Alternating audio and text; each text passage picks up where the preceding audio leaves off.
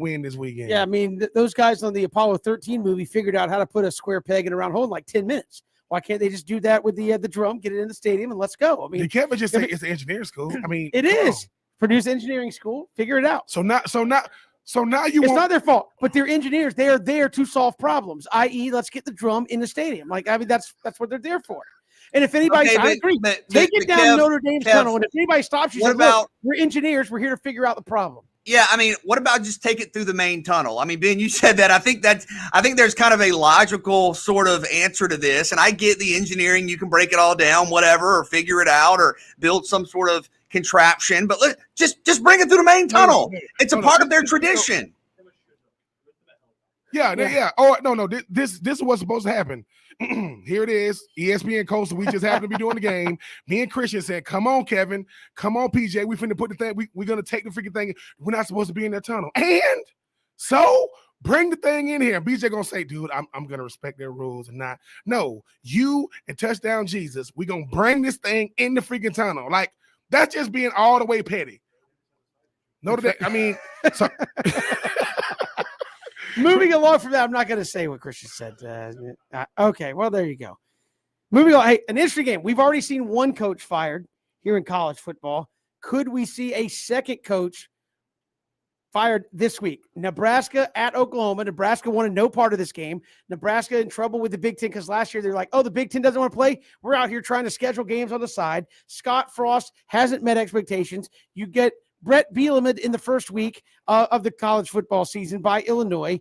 And now you've got Oklahoma, a team that's contending for the college football playoff. I mean, if this goes badly. In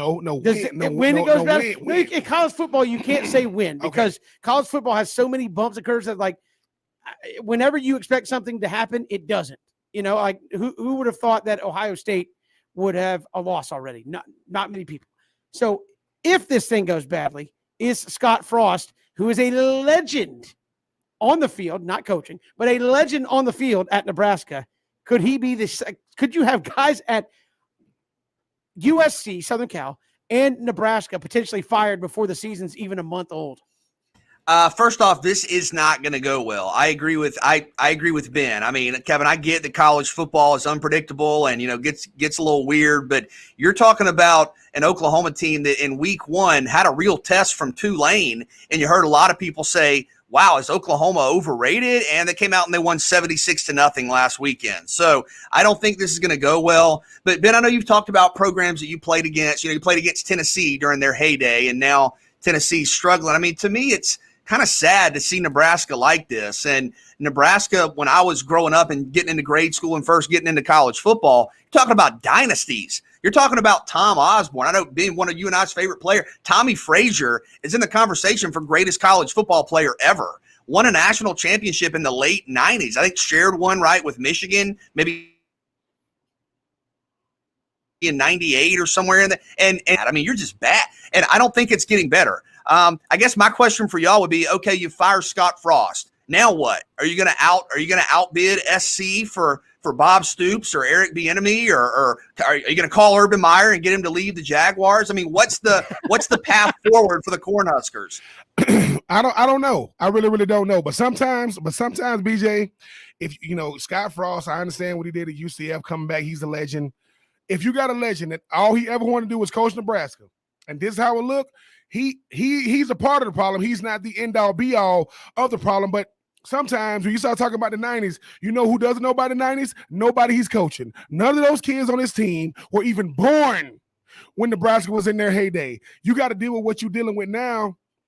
And I do think Nebraska, I'm gonna say something I heard somebody, you know, my friend say.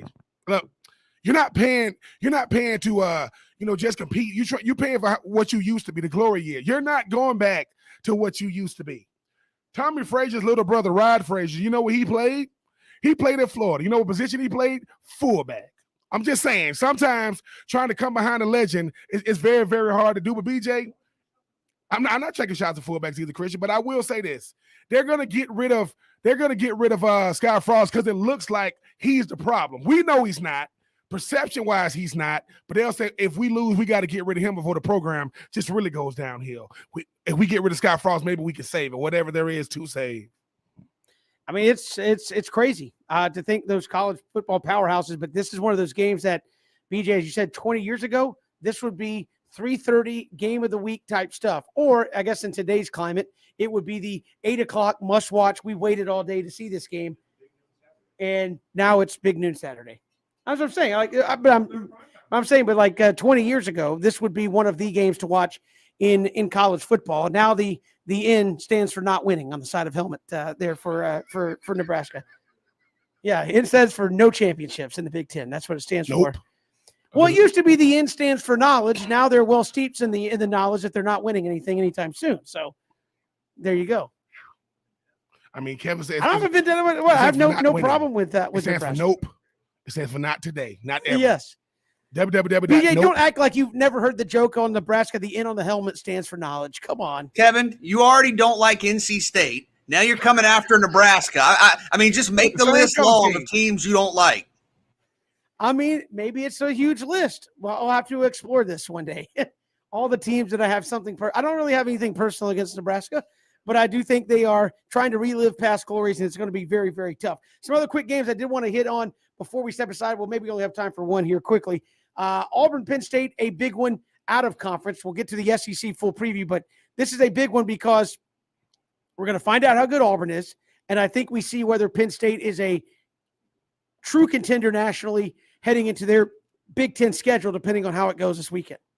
Yeah, I think from an SEC standpoint, this reshapes how we view Auburn. You know, right now, back in the preseason, people thought probably not going to be a contender. Then you saw what they did in week 1 and week 2, and you're looking around going, maybe? Might they be pretty good? If they win this game in Happy Valley on Saturday night, you look at them as the top contender to Alabama in the SEC West. And guess what?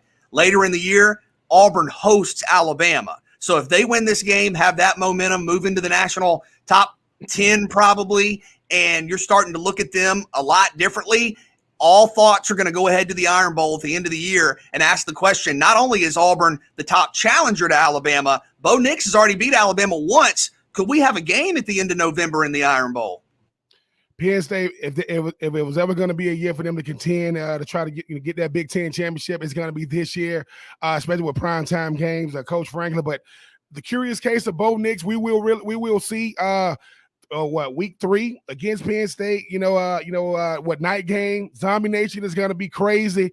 We don't really know how good or bad Bo Nix is at this point, but he's got a running game to go along with a new OC, a new head coach, taking care of the football. I know the number 1 offense in the country right now, average 60 points a game. I know they didn't really play big time competition, so we're going to learn a lot about Mr. Bo Nix come Saturday night. Going to be a good one. We'll talk more about that in our SEC segment. Also, get to our ACC preview when we return. Augusta Stone will join us in about 20 minutes. We're talking Georgia and South Carolina coming up on Saturday evening. This is 3 and Out on this Friday afternoon. Hit us up on Twitter at Pigskin Radio.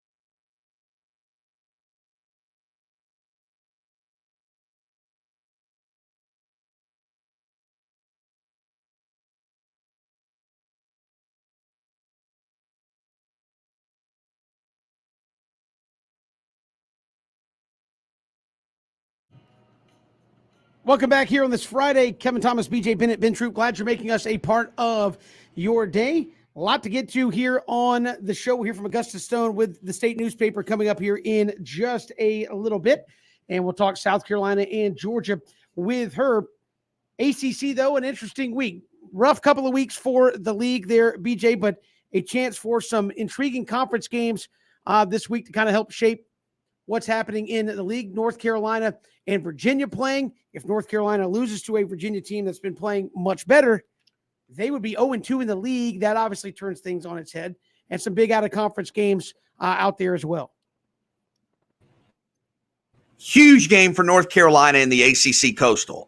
And we thought about this team a couple of weeks ago before the start of the season as a potential college football playoff dark horse. They were in the top 10. And if they lose tonight, tomorrow night, not only are they 1-2, they're 0-2 in the division, which means you're done. You're not making the ACC championship game. Huge spotlight for the two quarterbacks, Sam Howell and Brennan Armstrong. We know about how Armstrong has been fantastic at Virginia, and Virginia's looked really good.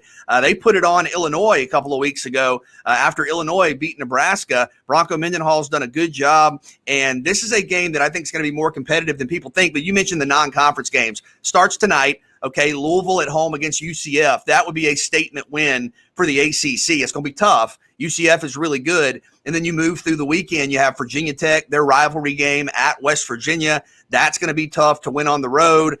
You have Miami and Michigan State. Now, that one's in Miami, but Michigan State, Kenneth Walker, the Wake Forest transfer, has been one of the top running backs in college football. So you may see some points there. You think Michigan State, Miami, your mind goes to defense probably. But with De'Aaron King and Walker, you may see some points in that one. But Kevin, I mean, I hate to even speculate like this from an ACC standpoint, but given the way the season has gone, I mean, Ben, if Louisville loses, if Virginia Tech loses, if Miami loses, or just a couple of those teams, and maybe if North Carolina goes, I mean, you could be talking about a really bad start to the season. But conversely, if Virginia Tech wins, they're 3-0 with two very impressive wins. If Miami gets through this start of Alabama, App State, and Michigan State at 2-1, that's well done. That's well done.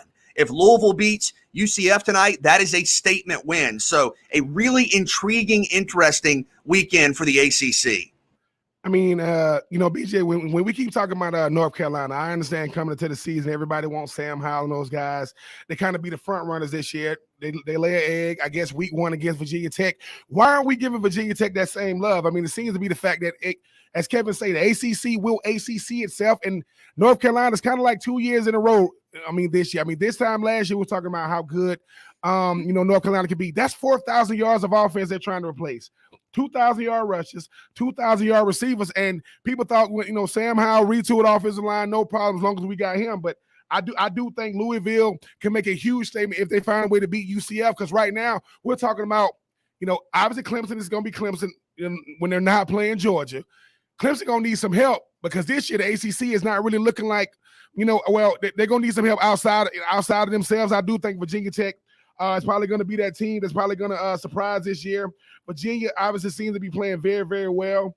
I think Miami and Michigan State, that's going to be maybe a harder game that people are giving the credit for, because I don't know what Miami team is going to show up. Nobody's going to really worry. Nobody's going to, get mad at Miami for how they looked against Alabama. But they scratched and clawed to beat App State. Well, hold on a second, Ben. Ben. Yeah. I mean, people say that. I've heard other people say that. I don't think scratching and clawing to beat App State is a bad thing. App State is a top 25 team. They're going to have 9 or 10 wins at the end of the year. And I'll say this, I mean, not to interrupt you, but I think Miami, if they win this game, don't turn the page on Miami. If you can play Alabama, App State, and Michigan State is your first three. I mean, Kevin, I think you said in the show meeting who made their schedule, and you're 2-1. That's an impressive start. It really is. Well, I mean, again, I kind of wonder how they laid that out at the beginning. It's like Alabama, App State, which is going to be tricky no matter what. I mean, they're a tough out for anybody on the schedule. Michigan State, an interesting choice there for Miami as well. I think this is again, I think, as you said, to me, this is where we kind of find out where Miami is. Nobody's faulting them for Alabama. It was bad. Everybody knew it was going to be bad. You bounce back in not the best way. Maybe that's the Alabama hangover where you got beaten. Alabama was on you again. I know App State's a good team, but you pulled one out. I expect a good effort from Miami coming up tomorrow, and I think they'll prove themselves in a fine way. Again, Bryn brought up one that I think is very interesting. Virginia Tech, West Virginia. Again, a kind of old Big East rivalry game there, but one that Virginia Tech, I think, kind of validates the win over North Carolina if they get that one, right? I mean, this is a opening night win you got over North Carolina, had an easy go of it last week. This is where it's like, okay, maybe Virginia Tech, Justin Fuente, maybe you are for real here if you can get a win here against a rivalry game against West Virginia. And Ben, it's a fair point. It's a fair point you brought up about, why aren't people giving Virginia Tech the benefit of the doubt? And I think it's because of what Kevin mentioned. There's been a hesitation with Justin Fuente because you've had some struggles. If they win this game, and Ben, we've seen Braxton Burmeister play really good, the quarterback, the Oregon transfer. If they win this game, I'm with you. I think we need to start talking about the Hokies more. Well, look, I understand national narratives. I understand coming to the league. I mean, coming into the season, your team got a good shot of being ranked in the top 15 if you're a part of the best recruiting class, or you got a potential top 10 pick at the quarterback position, for which North Carolina does. Sam Howell, while he's really, really good, he's really, really bad too. He will throw the ball to the other team a lot. Now, I know a game we are not talking about, and rightfully so, is Clemson and Georgia Tech, but nobody is expecting Georgia Tech to beat Clemson. But how you look doing it is going to matter, because we're talking about coaches on the hot seat. I know we were talking about Scott Frost, last segment. Coach Collins, I mean, he's going to have to go out there because you're going to have to start showing some improvement. I'm not saying you got to beat Clemson. That cannot be the barometer. I don't think nobody in the ACC is telling their team, hey, man, we got to beat Clemson if we're going to show some promise. No, but you're going to have to show some improvement. So for me, you're going to have to show some improvement from week 2 to week 3, even if it is Clemson. But I do think the ACC understands that while they're trying to win their games individually, they're trying to look good collectively. You got some good in-conference games. You got some good out-of-conference games. I do think Michigan State and Miami is going to be a lot more intriguing than people give it credit for, because Kevin and BJ, going back to last year when North Carolina played Miami, Sam Howell had nothing to do with it. That was the run game. And something I think Roddy Jones said, some of the best players in the ACC transferred out of the ACC, and that's not good if you're going to play an ACC team like Miami, for which good, not great. I'm still interested to see how De'Aaron King plays, but if Michigan State can make a game of it, I mean, Miami could be in for a dogfight. And that's a quick look at the ACC. We'll get some picks, obviously, later in the show when we come back. What could be a dogfight, at least South Carolina fans are hoping it is. Georgia fans hoping it's not. Georgia and South Carolina coming up tomorrow night in Athens. Augusta Stone, the state newspaper, will join us when we return here on 3 and Out.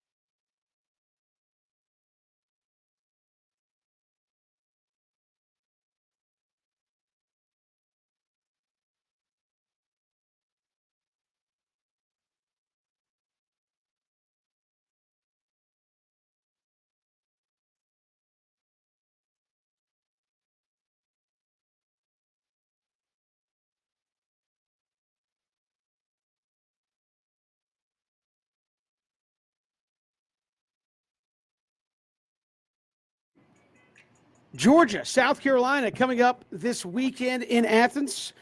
Another big test, first SEC game there for the Dogs. South Carolina showing some early promise, coming off a big or getting a last-second win there last week. And now joining us here to break this down from the state newspaper, Augusta Stone joins us. Augusta, welcome to the show. How are you? Hey, I'm doing well. Thanks. How are y'all? I appreciate you. We're doing fantastic. Appreciate you coming on. And you now have the, I guess, the ability to say you've covered this game from both sides. Formerly worked there for the Red and Black, now with the state newspaper. Now that you're there covering South Carolina, what is the South Carolina viewpoint coming into this game? Is this a early litmus test for Shane Beamer, or is this simply where is this program at competing with one of the top 2 or 3 teams in the country? Yeah, saying a litmus test might be a little bit strong. I'm not sure. They definitely know the challenge that they're up against with Georgia. I mean, right now, you know, with Shane Beamer and everybody, they're just really excited. You can kind of tell just the program as itself is excited to get an SEC start at somewhere like Athens, you know, a place where 2 years ago, very famously, you know, around these parts, got the upset whenever they weren't expected to. So yeah, there's a lot of excitement. It's tough to say. I mean, you see the matchup, and I'm sure we'll get into it, but it is a little mismatched, especially at the lines of scrimmage. And it's kind of tough to say, you know, with certainty, yeah, Shane Beamer and his squad is going to be, you know, looking to see where they're at, you know, against Georgia. I think the true litmus test for this program will probably come a little bit further down the line whenever they see, you know, maybe Kentucky or Tennessee, perhaps. But, you know, it will be interesting to see how they fare at an SEC road contest. You know, we saw last week with their first road contest at East Carolina, which went some ways for sure at the beginning. But, yeah, I think there's just a lot of excitement, you know, to see if they're able to go back to Athens and look competitive against Georgia, which is obviously one of the best teams in the country right now for a reason. Kevin Harris didn't play in the opener, had 7 carries against East Carolina, was one of the best backs in the country last year, of course. Is there a chance that we see him this weekend get 15, 18, 20 touches against Georgia? Yeah, that's a great question. You know, with Kevin Harris and the way they've kind of taken the running back room as a whole this season, they're kind of just looking for that hot hand. That's what when we talk with their offense coordinator, Marcus Satterfield, every week, he tells us, he's like, you know, we have 4 very capable backs. You know, they have the Quandre White, who's been around the program forever and really had a good game in the season opener against Eastern Illinois. And then last week, Juju McDowell really saved the day against East Carolina. So, you know, it could be Kevin Harris. You know, it could be Marshawn Lloyd. It could be any of those guys. It's interesting to me that they've kind of, you know, they've told us, you know, that Kevin Harris isn't on any sort of a pitch count. You know, they're not watching him or, you know, limiting him because of his prior injury, but he really hasn't broken through yet to the degree that he was at in 2020. And I wouldn't say with certainty that he would necessarily get more touches. I think they'll just be looking for, you know, they'll kind of be bringing them all out and just seeing who has the hot hand that day. It could be, you know, anybody new. We've seen two backs now have really good games this year. So I wouldn't be surprised if it's Kevin Harris. I wouldn't be surprised if it's any of the other guys. They're all pretty good, and it's kind of even. So I don't really know, but it's tough to say if it's an injury thing or if it's just you know, Juju McDowell had a good day in Greenville, North Carolina, and then you had Quandre Wright looked good in the first week. So I don't really know. Possibly, I'll give it a maybe.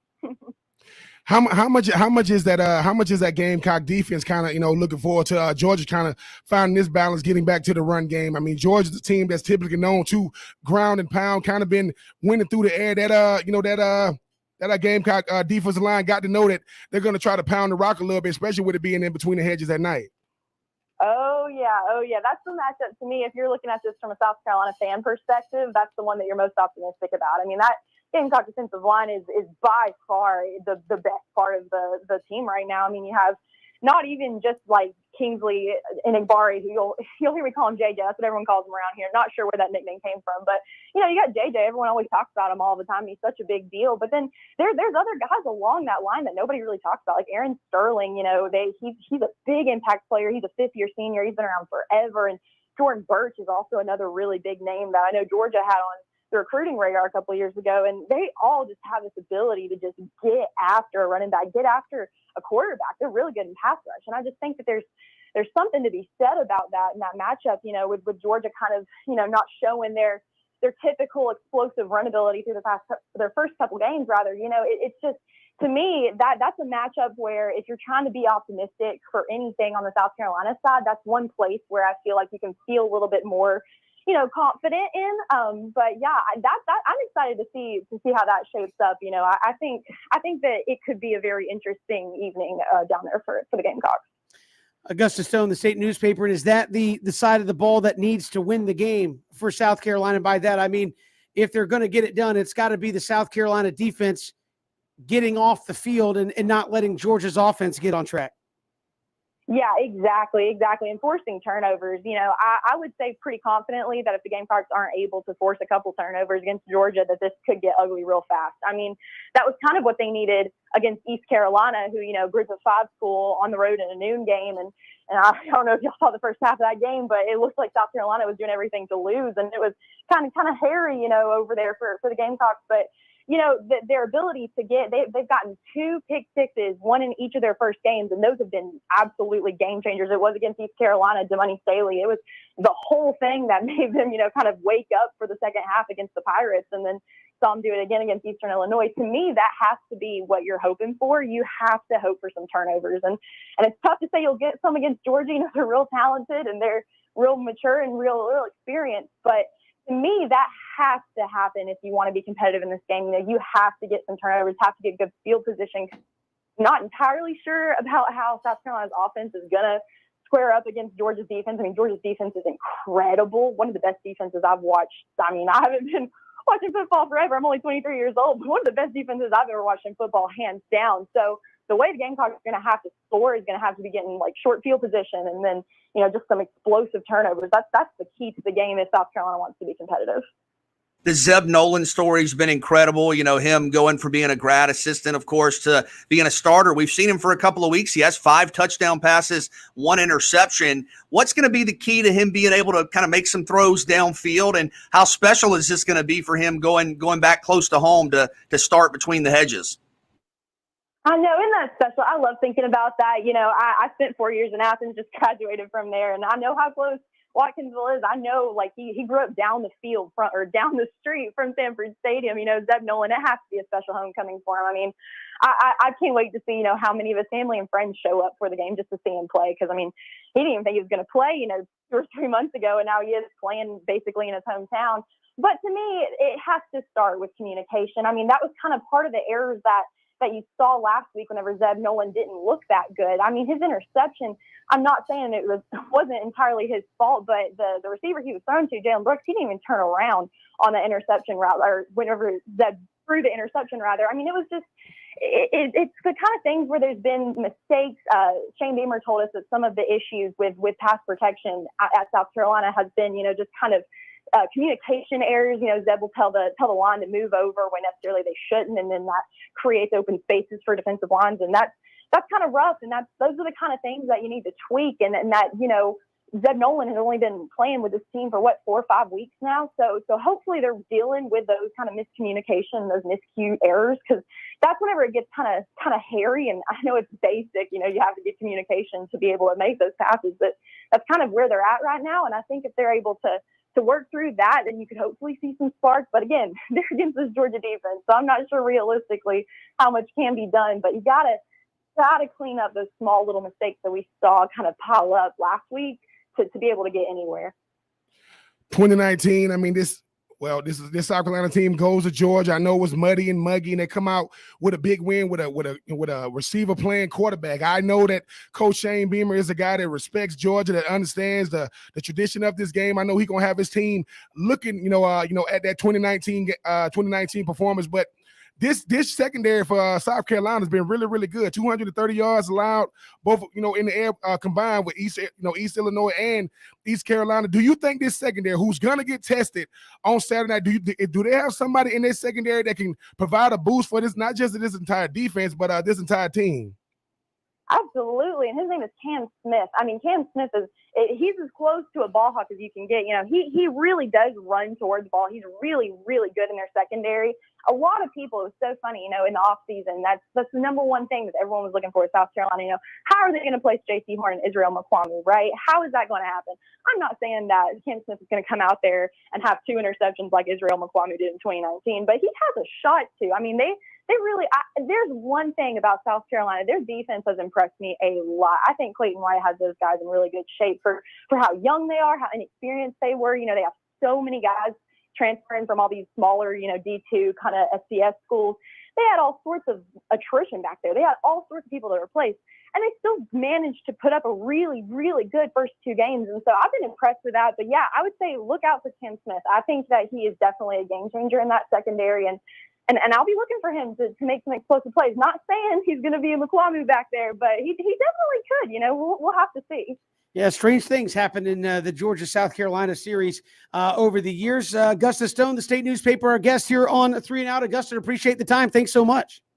Of course. Thank y'all. Have a good day. Will do. And South Carolina and Georgia coming up on Saturday night. And BJ talked specifically there about needing to run the football. Doesn't necessarily have to be all Kevin Harris. Have a couple of backs that can get it done. And it seems like the old school way of doing things, football related, might be the best policy for South Carolina to try their best to hang in there. Run the ball and play defense.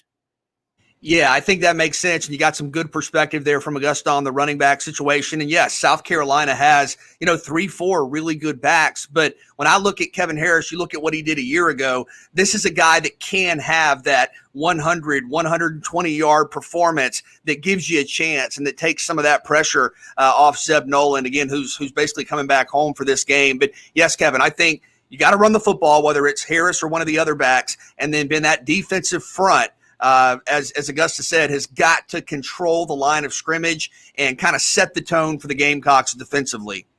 It's going to have to definitely be a team effort. I mean, when you think about Zeb Nolan, him kind of going back home in a sense, you talk about a guy like Kevin Harris who, just hasn't really got the touches yet this year. Maybe he can come out and have a breakout game. But this Georgia team is going to test you top to bottom. They're going to test you on offense, test you on defense, test you on special teams. People talking about one of the hardest places to go in and play. Georgia at night, primetime game between the hedges. It's going to be rocking. It's going to be rough. Zeb Nolan, good luck, young man. But yeah, this is how your Gamecock team. They're going to come in. They're going to give their best effort, and we're going to see what happens because this Georgia team, they understand their most important game is the current game, and they're going to look past nobody. Yeah, Zeb Nolan's a great story. Don't know if you want to put the game on him if he's coming down crunch time. Hopefully, if you're a South Carolina fan, the running game is up to par on Saturday evening. We've got more to come here on 3 and Out all across the Southern Pigskin Radio Network.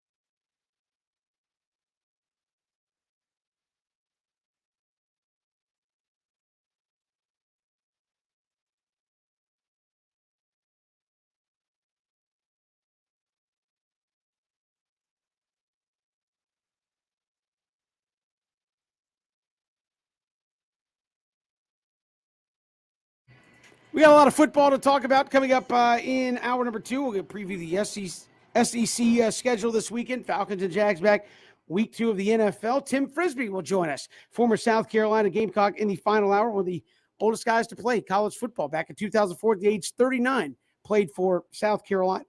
We'll talk to him about that coming up in hour number 3 as well. But BJ and Ben, baseball late tonight. If you're a Braves fan, the lead down to 3 in the East. Braves playing the San Francisco Giants with the best record. However, important weekend. Phillies and Mets are playing each other this weekend. So one of the teams behind you will lose every single night this weekend. Important series. I think the pressure's on, though, out west. You didn't have the finale in the series, but you lost the first 2 against a terrible, terrible road team. I think you need to win this series, and I understand that's a tall task against a team with one of the, is it best or second best record in baseball, but you got to find a way to bounce back. The pressure's on. You still have a 3-game lead, but you need to have some success this weekend. Don't get the box score watching who's gonna win, who's gonna lose. Those Giants gonna make it hard for anybody, Kevin. But hey, man, Braves, control what you can control and do your best with those Giants who obviously playing some incredible baseball. But yes, Mets and the Phillies, one of those will win. And hope it is the Phils to kind of stretch that lead out a little bit. Well, again, no, you want the Mets to beat the Phillies here early. Hope you win, so you open it up at least to start with. But yeah, I'm hoping the Braves play well. They played well against San Francisco when it was in Atlanta, so maybe it's just a good matchup for Atlanta, and we'll see what they can do late out on the West Coast. We'll talk more about that later in the show. But we got a full hour 2 around the corner. Take 3 coming up. Also look at the big weekend in the SEC, some big conference matchups, just some big games involving conference teams as well. So we'll get to that. And Falcons and Jags just got to do better, to steal a line from Arthur Smith. Just got to do better here in week 2. It's 3 and Out all across the Southern Pigskin Radio Network. Hit us up on Twitter at Pigskin Radio, streaming live, ESPNCoastal.com, and Facebook, Twitter, and YouTube.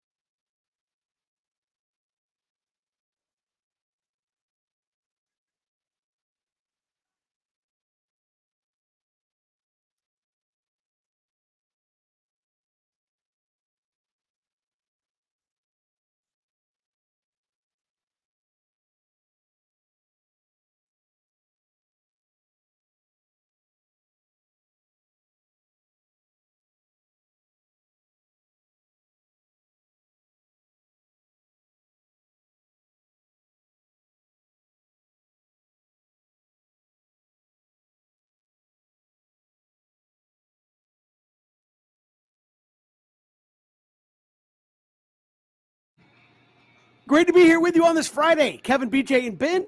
We're looking at the SEC coming up here in just a little bit. We'll preview the weekend upcoming. Here, Falcons and Jags back at trying to give it the old professional try here in week number 2. We'll see if either one of them can come out on top with a win. And again, we'll get to our picks coming up in the final hour of the show. But it is 4 o'clock. We shall take 3 here on 3 and Out. All right, fellas, take 1. Which schools fall in the category of Mr. Steal Your Coach, i.e. they can walk into pretty much anywhere and they can take your head coach? I don't think the list is as long as some others might. I think it's a pretty select group. And when I read this, can walk into almost any school in America, I'm thinking they can go into any school but maybe 3 or 4, and the coach immediately leaves. And I do think there may be a couple of tiers here, but tier 1 for me is Alabama, Ohio State, and Notre Dame. And you may go, oh, what about Texas, or what about LSU, or what about certain Florida State, even we've seen with a recent couple of coaching searches. I think we've seen Tennessee through some of those searches that, at least based on reports, those schools didn't always necessarily get at least the names that were initially reported. And it's hard to go but behind the scenes and know for a fact who got offered what. But I do think that Alabama can get any coach they want. I think Ohio State is right there as well, and I still think Notre Dame has that brand equity for the most part. If you get into a tier 2, I think that would be like Florida, Texas, and LSU. I think would be in that tier 2. But I don't necessarily think, for example, that let's say Florida has a bad year and fires Dan Mullen, that they're able to call and get a Ryan Day, or they're able to call and get a Dabo Swinney, or they're able to call and get a coach like that. So for me, tier 1 would be Alabama, Ohio State, and Notre Dame. Alabama, and Notre Dame, most definitely. I think that Alabama is built up such an incredible program to where they feel as though, look, we got the money, the Bulls are gonna make sure we got everything a coach needs, and they're not gonna have 4 and 5 guys unless they're gonna have one guy. They're gonna go out there and get them. I do think Notre Dame, whether you like them or not, they are the evil empire, Kevin and BJ, of college football. But there is not a bigger brand, and nobody moves to the beat of their own drum more than Notre Dame. Where everybody else got to be in conferences, they do not. Oh, that's right. Where they move the beats to any drums unless you are Purdue, and then they do not move to the beat of any drum. But definitely when it's the biggest drum in college football. But I mean, I think in the world, in the world. So yeah, for me, BJ and Kevin, I do believe it is, Notre Dame and Alabama. One because of the brand, the other one because it's the gold standard of college football. I think that the Texas of the world, the Oklahomas of the world, the Floridas and Georgias of the world, they're not far off because they can pay, for whomever. They can go out there and get, because they can pay for them. So I think that, yes, Alabama, Notre Dame, won, but the Floridas, the Georgias, the Texases, the Oklahomas, I think they're not far off for being able to say, hey, Mr. Steele, your coach, come holler at me. Usually those schools get who they want. Even if you don't like who they get, Christian Gokel. I know Christian was like, oh, Notre Dame's Mr. Steele, your coach, and they got Brian Kelly. Well, that's Mr. who they wanted. Coach. Hey. That's who they wanted. He's done well. Tennessee thought that was that, and then they went down and got about 15 guys, and then Coach Pruitt said, all right, man, if you want me that bad, I'll be through. Well, to be fair, didn't they at least think they had a coach? The fan base revolted, or Oh something? yeah, No, we don't. Yeah. We don't have Dan Mullen signs as the new head coach of Florida. Schiano. Breaking news: Greg Schiano is No, the he's new head not. coach. And then it was like this, absolutely. And after that, the president, the AD, head coach. I mean, the president, the AD was gone. Philip Foreman came in and was like, dude, like, what's going on in Tennessee? Been a long time since the guy's been competitive. But yeah, Greg Schiano set the Tennessee Vols program back light years. It was rough. All right, moving along. Take 2. Who needs to have a bigger game for their team, Tank Bigsby or Kevin Harris? I think it's Kevin Harris for South. They got Penn State, Kevin Harris in South Carolina playing Georgia. Yeah, I think it's Kevin Harris, because I think with Auburn, you feel pretty comfortable, although Bo Nix has had some good games and bad games throughout his career, that if the running game doesn't get going, you can still move the football, throwing the football through the air with Bo Nix. And Demetrius Robertson has been really good for Auburn so far this year. I think with South Carolina, if you're going to get offensive production, it's going to have to come on the ground. And granted, you're going up against Georgia's defense, which good luck with that. But, Zeb Nolan is not very experienced, is not very familiar with the guys he's throwing with in terms of playing with them. So I think that's still a work in progress. And you look last year, we all know Kevin Harris led the SEC in rushing last year, but when he's gotten a lot of touches, South Carolina scored a lot of points. He had 22 carries against Florida. You scored 24. He had 21 carries against Vanderbilt. You scored 41. He had 25 carries against Auburn. You scored 30. He had 25 carries against Ole Miss. You scored 42. And in the games where Kevin got 8, 9, 10, 11, 12 carries, you were in the teens. So I think Kevin Harris is still the key for South Carolina, and I think his involvement is going to be really important. Yes, I mean, you're going to try to find a way to speed the game up. You're trying to be able to move the chains against a Georgia defense that's going to be very, very stingy. But Kevin Harris is still going to have a better game. I mean, the better game of Tank Bigsby, because Tank Bigsby has a sidekick by the name of Jarquez Hunter, and he is true freshman, really, really good. So if Tank Bigsby don't have a good game, give it to us, little sidekick. But for these two players, I'm going to go with Kevin Harris. He just seems to make the team, make the team go. He seems to keep. He's going to have a guy like Zeb Nolan not having to feel as though he got to win the game through the air, which is going to be a daunting task. So for me, I mean, Tank Bigsby is good, but I'm going to go with Mr. Kevin Harris, a guy that's chopping at the bit to be able to go out there and prove he can put the team on his back. All right, move it. Basically, as Chris said, just give the ball to Kevin, and everything will be fine. Oh, okay. Take 3. Tulane is wearing a throwback helmet. I don't know if you guys have seen it, if everybody else has. Basically, a helmet with their old logo from way back in the day, and they added a sticker to it. They're playing Ole Miss this week, and on the sticker it says SEC champs 34, 39, and 49. And you're like, because people don't think about that, like Tulane was in the SEC. But that gives them more SEC titles, even though they haven't been in the SEC in 50 years, than Arkansas, Texas A&M, Mississippi State, South Carolina, Vanderbilt, and Missouri, who between them have a total of 1. Tulane still rocking 3. How big of a flex is that going into an SEC game and you drop we have more SEC titles than you do, and we're not even in the SEC? I think it's really cool. And the helmet looks great, right? It's a throwback helmet, and you have the, like you said, you're just making a statement right away. Boom. 3 SEC championships. Yeah, it was in 1934 and 1939 and 1949. Come on. But look, celebrate the history, the tradition. Doesn't Georgia Tech have 4 or 5 SEC championships as well? So maybe they could do that when they play Georgia. But no, I think Tulane is a team you need to be aware of. By the way, I know a lot of people are talking about their helmets and their uniform this week, but this is a team that can beat Ole Miss. You go back to week 1 against Oklahoma, Tulane was essentially their quarterback stumbling away from being in Oklahoma territory, I think around the 35 or 40-yard line, with a first down 5 with less than a minute to play. They had a 4th down and 10, again, down 5 at Oklahoma, and the quarterback scrambled, and he kind of stumbled right before the first down. They reviewed it. He didn't get it, but Tulane is good. Willie Fritz has done a really nice job with that program, and this is a game you better be ready for if you're Ole Miss. Maybe a bit of a look ahead to some of the SEC games that are on the horizon. But, yes, very cool. I like it. The helmet looks good. I'm a fan of the Angry Wave too, right? The Wave helmet. Tulane's got some really cool uniforms. But, yes, very neat, and you got to appreciate and respect the history. Yeah, put some respect on Tulane's name. Tulane is saying, listen, y'all SEC guys are so cute. I know y'all sitting there talking about Texas and Oklahoma about to get added, but I mean, A&M, Mississippi State, South Carolina, Vanderbilt, Missouri, you're welcome. I mean, all of y'all together ain't done what we done, and look when y'all did it, but we have done it. We did it. Listen, we did it way back in the 30s and the 40s. You can't even do it now. And the uniforms are nice. So I mean, yes, the ultimate flex slap. Listen, anybody want to talk trash about Tulane, to talk about we don't got tradition, you better act like you know. Put the tradition on the back of the helmet. Act like you know, and let's make it do what it does. I will say it's an interesting flex too against Ole Miss, who I think Ole Miss has more They have than 6. Tulane. They have 6, but this is kind of interesting.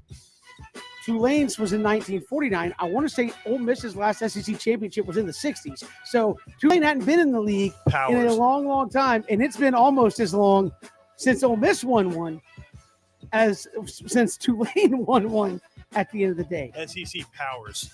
Tulane. So, a couple of trivia questions real quick. Okay. Which one of those teams that we mentioned there was the team that had won the SEC championship? Wow.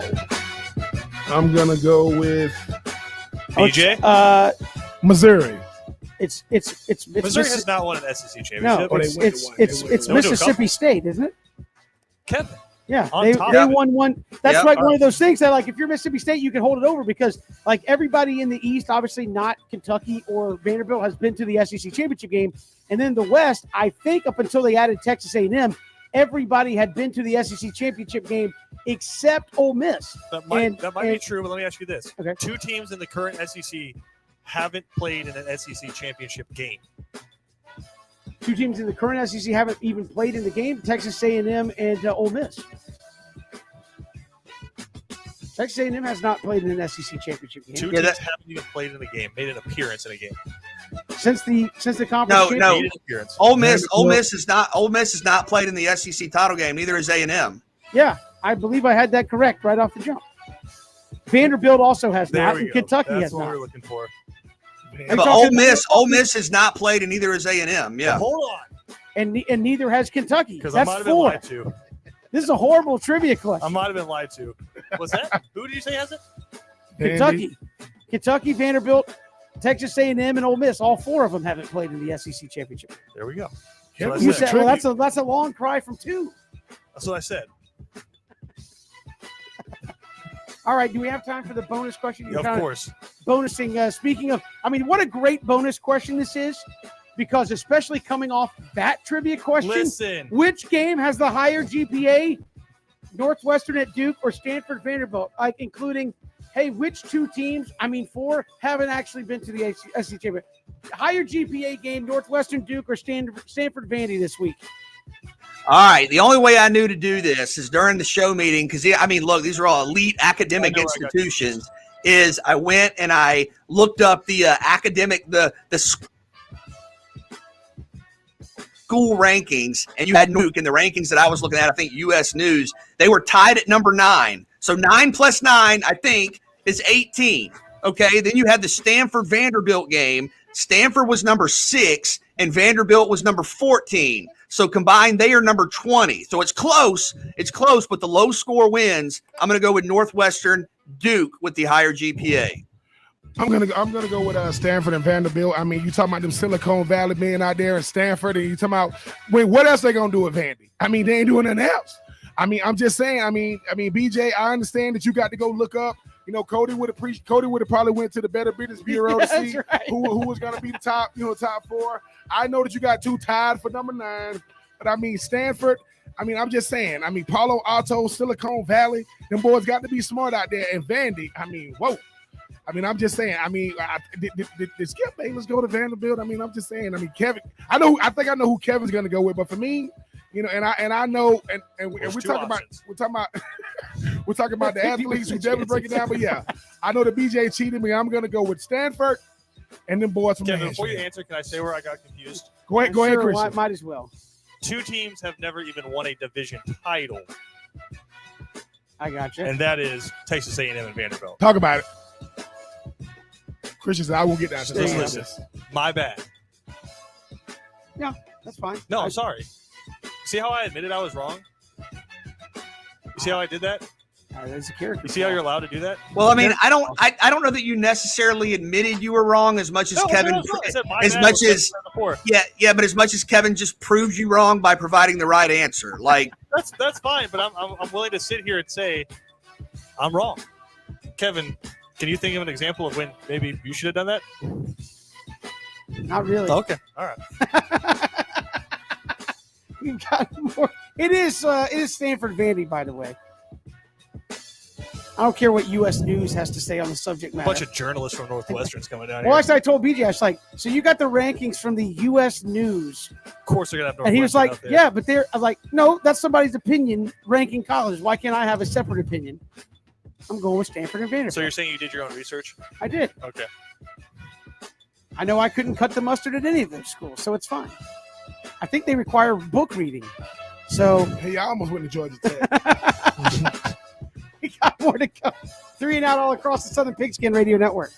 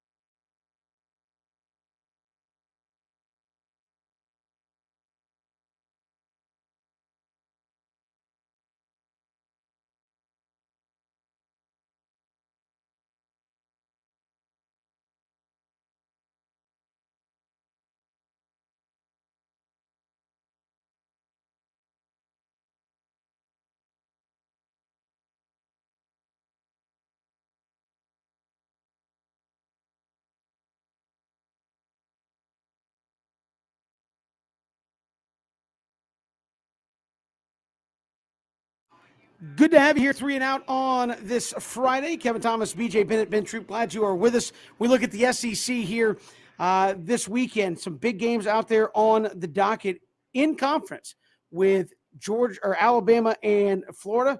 Certainly Georgia, South Carolina, going to be an interesting one in conference there as well. But Arkansas welcoming in Georgia Southern, Auburn at Penn State, a top 25 matchup.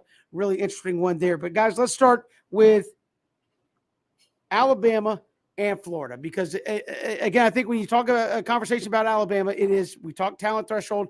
Can Florida pull this upset off? Because if they do, that changes everything in college football, right? I mean, because the talking point with folks who look at college football say, well, Alabama is pretty much better than everybody in the conference, hands down, except, they're going to have a game with Georgia when they get there and maybe Texas A&M. And people have just markered them in to the playoffs. What do you expect to see Saturday night there in the Swamp? Well, I disagree a little bit. I understand the response will be that everything has changed, but I kind of think like in 2015, if Alabama loses this game, it basically guarantees they win the national title because Alabama's not going to lose 2 games in a span of 4 weeks or, 2 games in a span of 2 months. That doesn't happen. When Alabama loses, it's once every 15 to 20 games, and then they win 14, 15 in a row after each loss. In 2015, that's what happened. But I do think Florida can play with Alabama. I think Florida has a better defense than advertised. Now, I mean, then we talked about the injury to Ventrell Miller. I don't know kind of what you do schematically to offset that. That's a big loss. But I really like the secondary. I really like the linebackers. Zachary Carter had 3 sacks last week. And here's a key point to consider. Florida is one of the few teams, I think, in the country that can get pressure on Bryce Young without blitzing because they're really good and really dynamic at the point of attack. And I think Carter is the catalyst. And the reason that's important is because Pro Football Focus did advanced statistical research and showed that Bryce Young is the 3rd most proficient quarterback in all of college football when blitzed. So I think what you take from that is you've got to keep extra defenders back. If you blitz Bryce Young and you're bringing, a safety or a couple of linebackers, he's going to find the open space and he's going to dismantle you. And it's going to be big play after big play. I think Florida is one of the few teams that can get pressure while keeping guys back. And keep in mind, to match up with Devonta Smith or Jameson Williams, you have a true number 1 corner in Kaiir Elam. Very few teams have a true number 1 corner, a guy that's going to be a top 20 pick. So offensively, I know we're all waiting to see what happens with Anthony Richardson, but defensively, you're not going to stop Alabama. But I think at least theoretically, Florida has the type of defense that can slow them down. This game is going to come down similar to who's bought in and who's going to play their role. When you talk about big time games with a team no better than it doesn't get much better than Alabama. I mean, people start saying when I hear phrases like they're going to have to play the game of their life, you're not going to do that on Saturday. When I hear they're going to have to play lights out, you got a shot to do it on Saturday. What got you here? What has worked before this game? I'm not saying that the opponent you went up against before these 2 games is even in the same stratosphere as Alabama. But Kaiir Elam, you a lockdown corner, prove it. I mean, when you talk about Dan Mullen being a great play caller, having 2 quarterbacks at your disposal, prove it. Because that's what Alabama says. Alabama says, dude, we never said we couldn't be beat. We said you got to prove it. And this what this week is. And once again, I go back to this and I compare the 2. I go back to what I said about Georgia Tech and Clemson. Nobody expect Georgia Tech to beat Clemson, but how you look in playing them, that stuff matters. So if you are Florida when everything is at home, Dan Mullen, Mr. Extension in the offseason, they're gonna have to go out there and earn it. So I mean, game plans ain't gonna beat Alabama. Schemes don't beat Alabama. One-on-one matchups beat them. Because BJ, Christian, Kevin, every time Alabama loses, something freaky happens. Every time. Either you got to have a Heisman Trophy type quarterback. Either guys got to have, what was it, the Iron Bowl a couple of years ago? The ball just sat on the freaking defender's back and somebody came and took it off for a pick 6. And you got to win those 50-50 plays. I mean, you got to win some one-on-one matchups. And I never got a chance to play Alabama when I was in college. They weren't the team, back then they are now. But this is the barometer. And I just think that if you are Florida, look, utilize that crowd.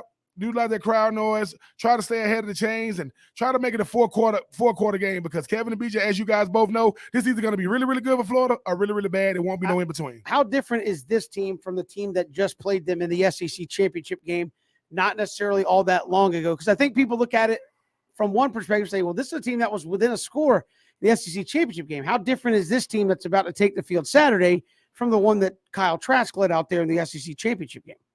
I think both are a lot different.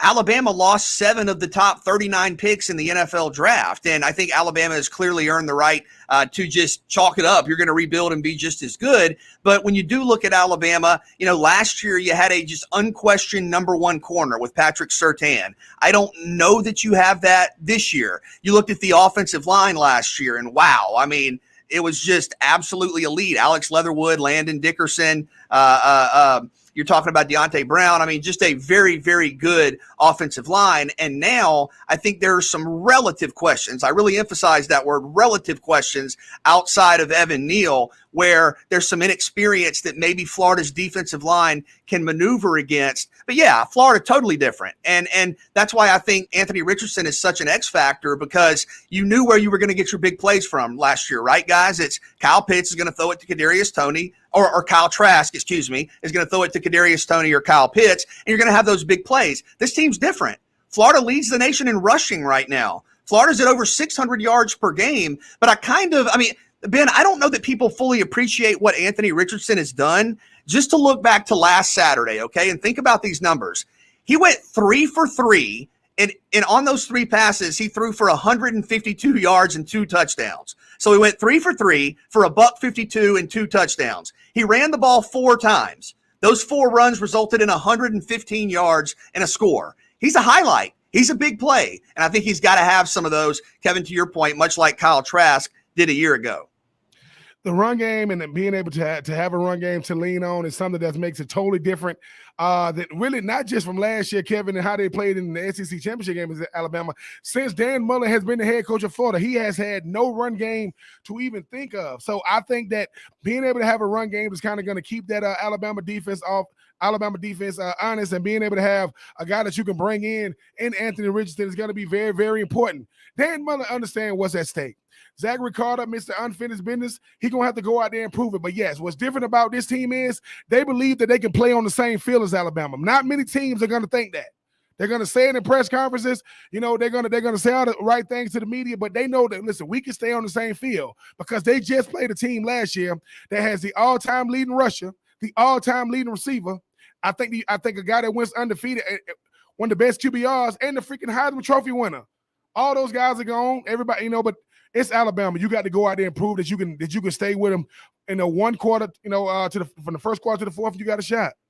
Quickly want to look also Auburn and Penn State. I know Auburn's been getting a lot of kudos. Brian Harsin, what a job they've done in the first 2 weeks, albeit against way lesser competition. Now they go to Happy Valley Saturday night. Whiteout, Zombie Nation going to be playing. What are you expecting from Auburn when the talent level comes significantly up from what they've seen in the first 2 weeks?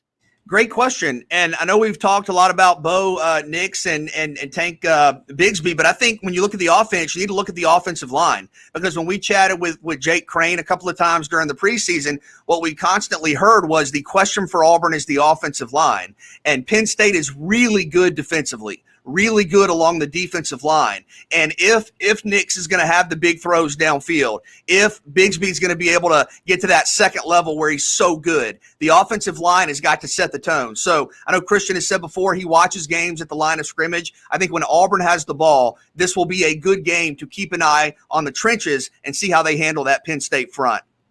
It's going to come down to mentality for Auburn, because they do have a two-headed monster at the running back position, and then Bo Nix is playing more and more efficient with the football. I know the first 2 games of the season it's not going to be the competition, Kevin, but it comes. I'm building my confidence. I'm learning how to buy in to what Coach Harsin is saying, and bigger than the offense. Coach Derek Mason right now, I mean, he could prove to be the biggest offseason pickup, not named Bill O'Brien and Doug Marrone. So I just think this Auburn team is built for this, because every time we think that Auburn's going to be bad, they're good. But just like North Carolina, when we come into the season, hey, man, this Auburn team is going to be good. They kind of play down the competition. People started talking about a hostile environment. I know that Zombie Nation is gonna be hostile. Is that LSU at night? Is that Alabama? Is that the 12th man? I'm pretty sure that Bo Nix and Bo Nix is playing in the swamp. I'm pretty sure Bo Nix has seen some pretty hostile environments, and that's taking nothing away from Zombie Nation in Happy Valley.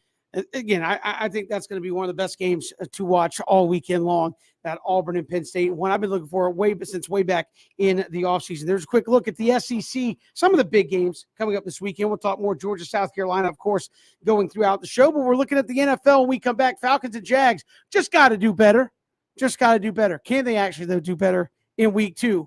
We'll get to that next here on 3 and Out.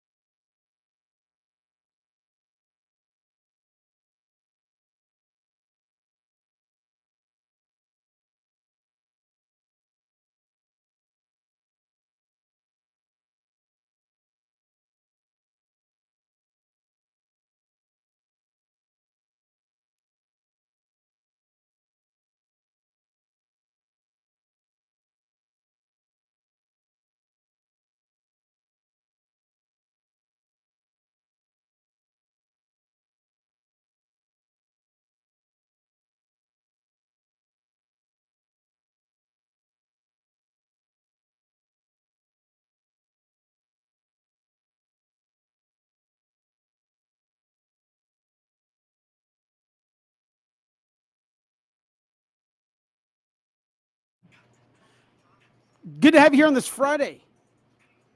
Kevin Thomas, BJ Bennett, Ben Troop, NFL Week 2 upcoming for the Falcons and the Jags. Arthur Smith said, we just got to do better because I don't think you could do much worse, quite frankly, than how things went for the Falcons in Week 1. Well, maybe you can. You got the defending champs coming up in Tampa Bay. But Week 2, I mean, what do you expect here? I mean, the Falcons went out and signed some free agent linemen, not expected to start or play this week as they get kind of up to speed. So offensive line play only through, I guess, grit and determination will it be much better. But what on earth do you expect Week 2 from Arthur Smith, who's like, hey, we just got to get better? I do like his quotes. I mean, again, we all love a good coach quote saying, look, we're all getting paid here. Don't show me any sympathy. This is big boy stuff, but we got to get better. I mean, good question. Where's the improvement going to come from? I think, Ben, something you mentioned earlier in the week, get the ball to Kyle Pitts. Get the ball to Kyle Pitts early. Draw defensive attention to him in the middle of the field. Open up some perimeter opportunities for Calvin Ridley, Russell Gage. I mean, Kev, you're right about the offensive line. I mean, you can expect some modest improvement, I think, for guys like Jalen Mayfield with experience. I mean, you've now gone out and done it for the first time. But you were really, really bad last week offensively. You had 260 total yards, and what's really bad is that was on 64 plays. You averaged 4 yards per play. Just for point of reference, Philadelphia averaged 6.5, so dramatically better production. You didn't score in the second half. You didn't score a touchdown, period. The offensive line kind of is what it is. You know what Matt Ryan can do. I would make it a point to get the football to Kyle Pitts early, not only because of what he can do, Ben, but the pressure that puts on an opposing defense to make adjustments and potentially create more favorable opportunities for your other wide receivers in space. The one thing I want to see in Week 2 is be aggressive. No season was won and lost in the first month of the season. Everybody trying to figure out what does and doesn't work. The thing about Arthur Smith is, while I can appreciate, how candid he was in these press conferences, you have a lot to do with the offense. You're still trying to really install the offense. This is what happened in Kevin Thomas' rules of engagement when you talk about the preseason. That's why you should play in it. No one said you had to go out there for 2 quarters, but you got to play in it. There was no creativity for the Atlanta Falcons offense. They looked the worst on offense in Week 1. It's not like they weren't in the red zone. There's just no creativity. We thought that Julio Jones was the problem. No, Julio Jones is in Tennessee catching a whopping 3 catches for 29 yards, balling out of control because he got Ryan Tannehill. That's another topic for another day. But just be aggressive. JPP and Shaq Barrett, those guys, they're going to be coming at you. You understand Levante David and Devin White, 2 heat-seeking missiles at linebacker. So you're going to have a lot to deal with. But be aggressive. If you drafted Kyle Pitts to be the top tight end, the highest drafted tight end in NFL history, throw the ball to him. What if they pick it off? Be aggressive. So what if he doesn't get open? So, and if Cordell Patterson is your leading rusher wearing number 84 and Mike Davis heard all these great things about him in the preseason, that's a problem too. Hand the ball off to Mike Davis, and if Cordell Patterson can help you out in the run game, how about you put him in the slot, throw him some passes because you sure ain't throwing to Kyle Pitts. Show some aggressive, show some creativity, and let's just see what happens. I want to believe that Arthur Smith has got us going in the right direction but Week 1, it didn't look good. Week 2 is probably not going to look good. Where is it going to come from with this Atlanta team, I think is the big question for me. And again, I know we got to do better. Sounds good after the first week. If we say we got to do better after Week 2, I think people are going to say, well, that's what you're here for, is to make sure we do better. BJ, man, I look at this Falcons team, and I think there's still a lot of questions. And maybe it's a Week 1 overreaction that they were that bad, but it just appears that they have a lot of things to fix that 1 week's not going to take care of. Just as I see it. And when you talk about the matchup with Tampa, this may sound absolutely wild, but the matchup that I'm most worried about really isn't Tom Brady against Atlanta's defense. It's the offensive line that Atlanta has going up against Barrett, JPP, Sue, Vea.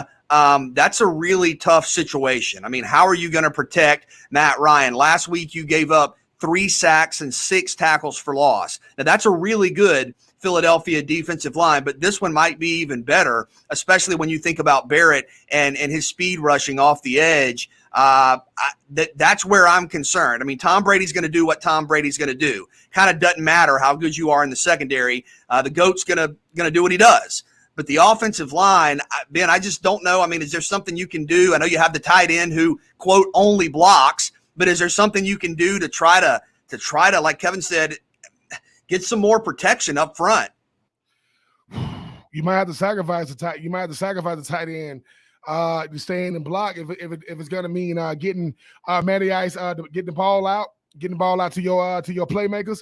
And look, we need to stop talking about Tampa Bay like Tampa Bay can't be beat. Tampa Bay is the defending Super Bowl champs. Tampa Bay can be beat. Man, no, I think people think Tampa Bay can be beat, but not with the effort they saw in Week 1 from Atlanta. But the thing is too, you're only as good as the scheme you're in.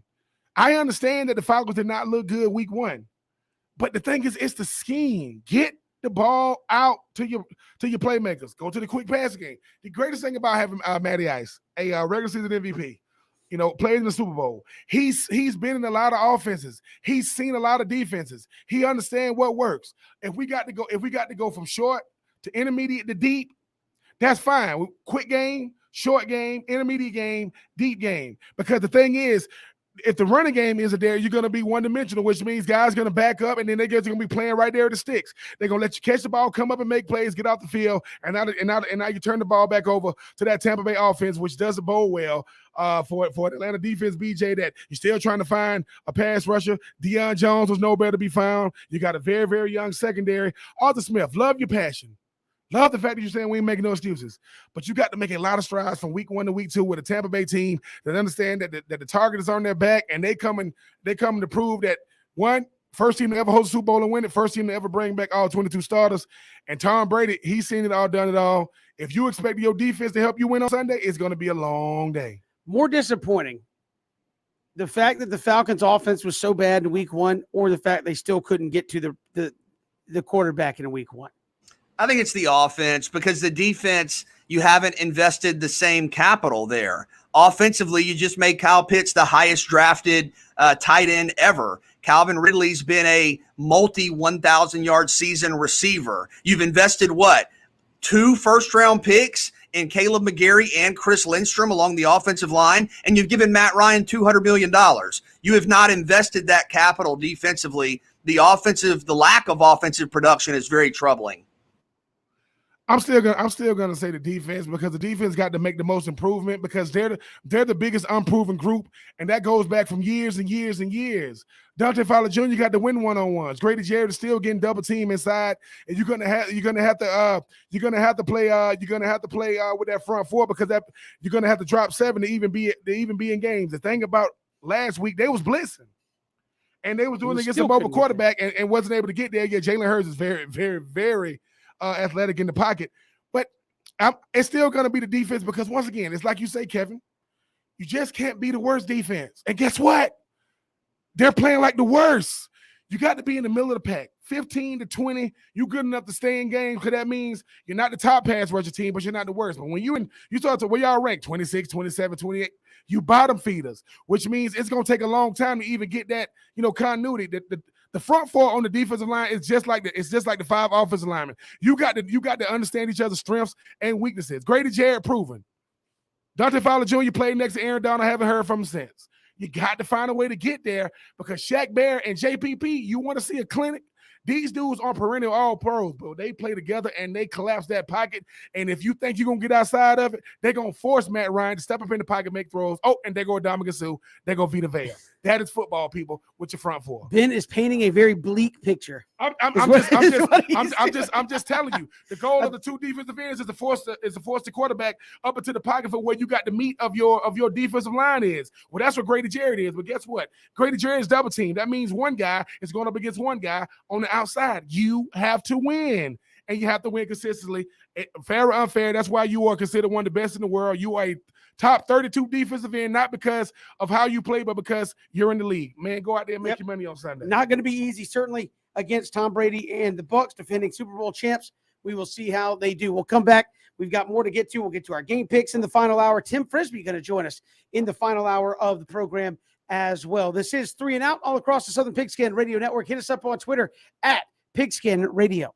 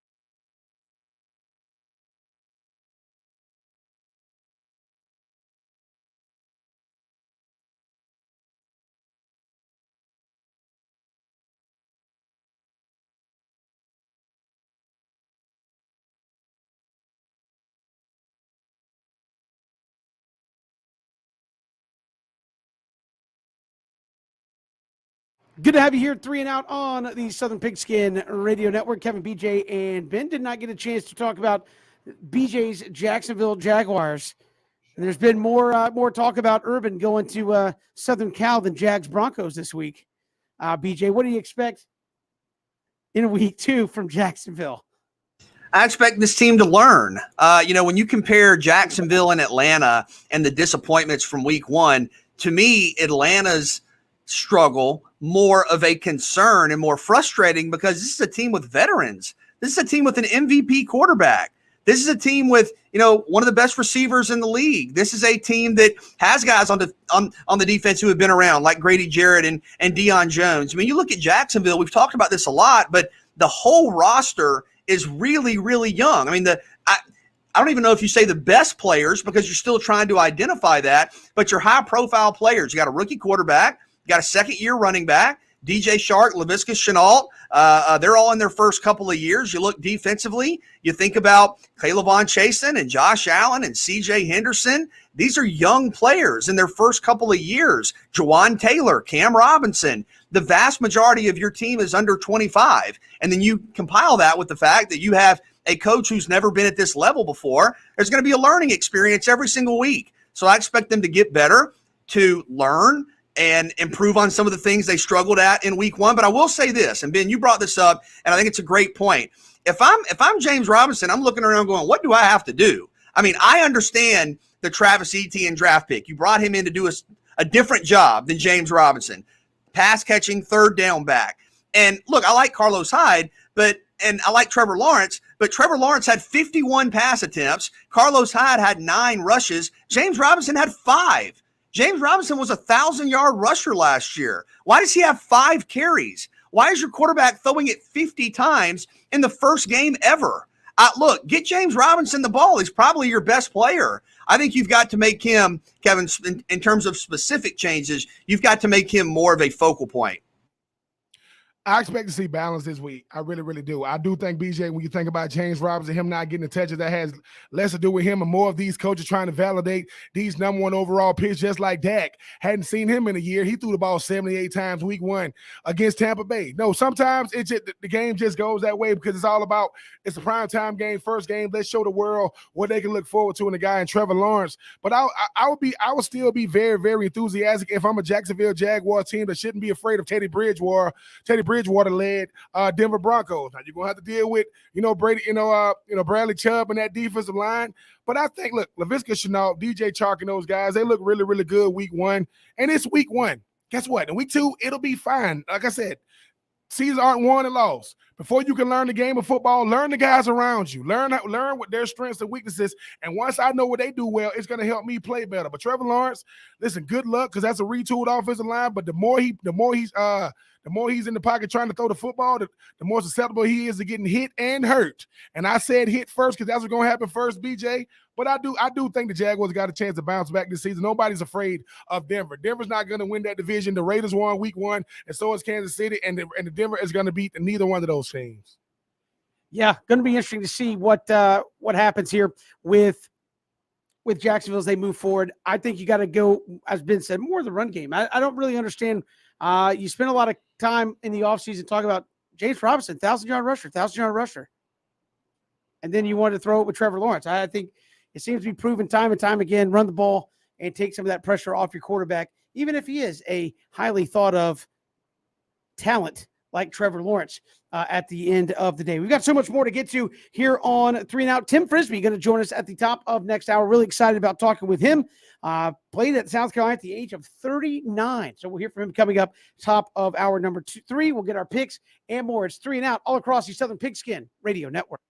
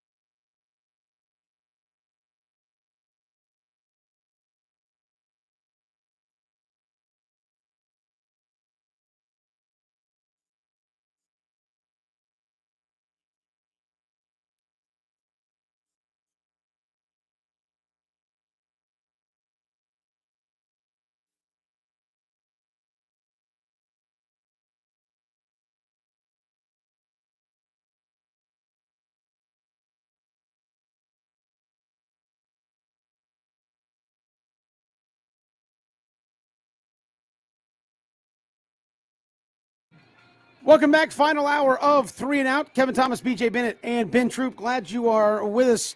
Thanks for making us a part of your day. A lot of big games to cover in the SEC and ACC. We'll get to that coming up here in just a little bit. We'll get to our picks for the week as well. But Georgia, South Carolina coming up, always a fun game.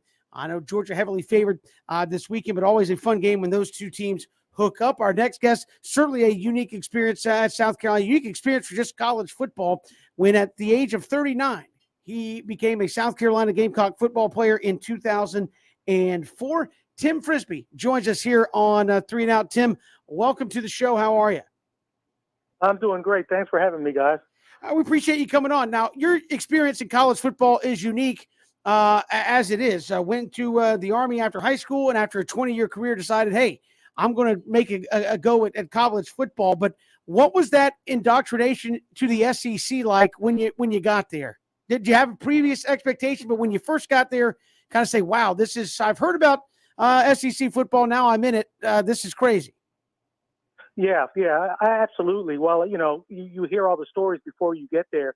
But and being an athlete, all my career and even playing sports in the military, you're used to, good athletes. But when you get to the SEC, when they say every athlete's as good as you, and obviously some of them are much better, it's the truth. I mean, every guy on that field was an athlete in his own right at his own school, and now they're coming in here and competing at the highest level.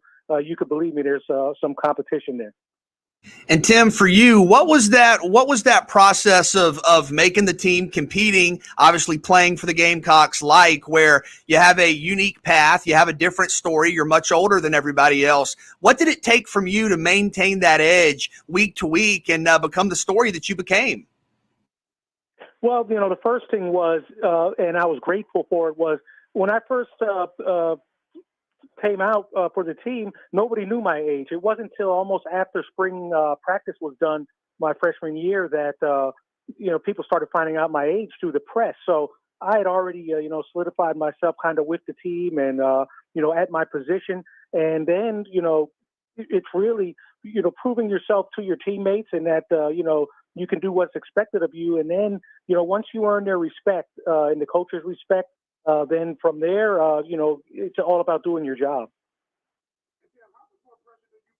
Guys, though, I mean, you mentioned they didn't know your age until they read about it in the press. I mean, if I'm 18, 19 years old, and I said, wait a minute, Tim, man, I didn't even know, you were, 39 years old. I heard Steve Smith tell Aqib Talib, ice up, young man. Were you telling them, keep up, young man, keep up? Well, I'll tell you, it was more of the coaches. Once they found out, the coaches were always on them that, hey, Frisbee's doing this. Why can't you complete this run, or why can't you do this? So, there was a little extra pressure on him for sure. And of course, nobody wants to get beat by the old guy. I was a wide receiver, and those D-backs, they take it personal. The safeties, they take it personal. Nobody wants to be on that film the next day when Coach Spurrier or Coach Holtz was had the clicker in his hand and saying, what's going on here. Tim Frisbee joining us here on 3 and Out. Now, speak to Georgia week. What was your kind of indoctrination to South Carolina and Georgia, and what, in your estimation, makes this game so unique? Well, obviously, it's become a great rivalry between South Carolina and Georgia. Obviously, my freshman year, 2004, was a great game up here in Columbia. We were up, I believe, 16-0 at the half. It could have been 20-0. I know it was 16-20 at the half. Georgia came storming back second half. I believe we lost that game by 4 points. So, and that was a game day, was in Columbia that day. So it was a big deal, packed house.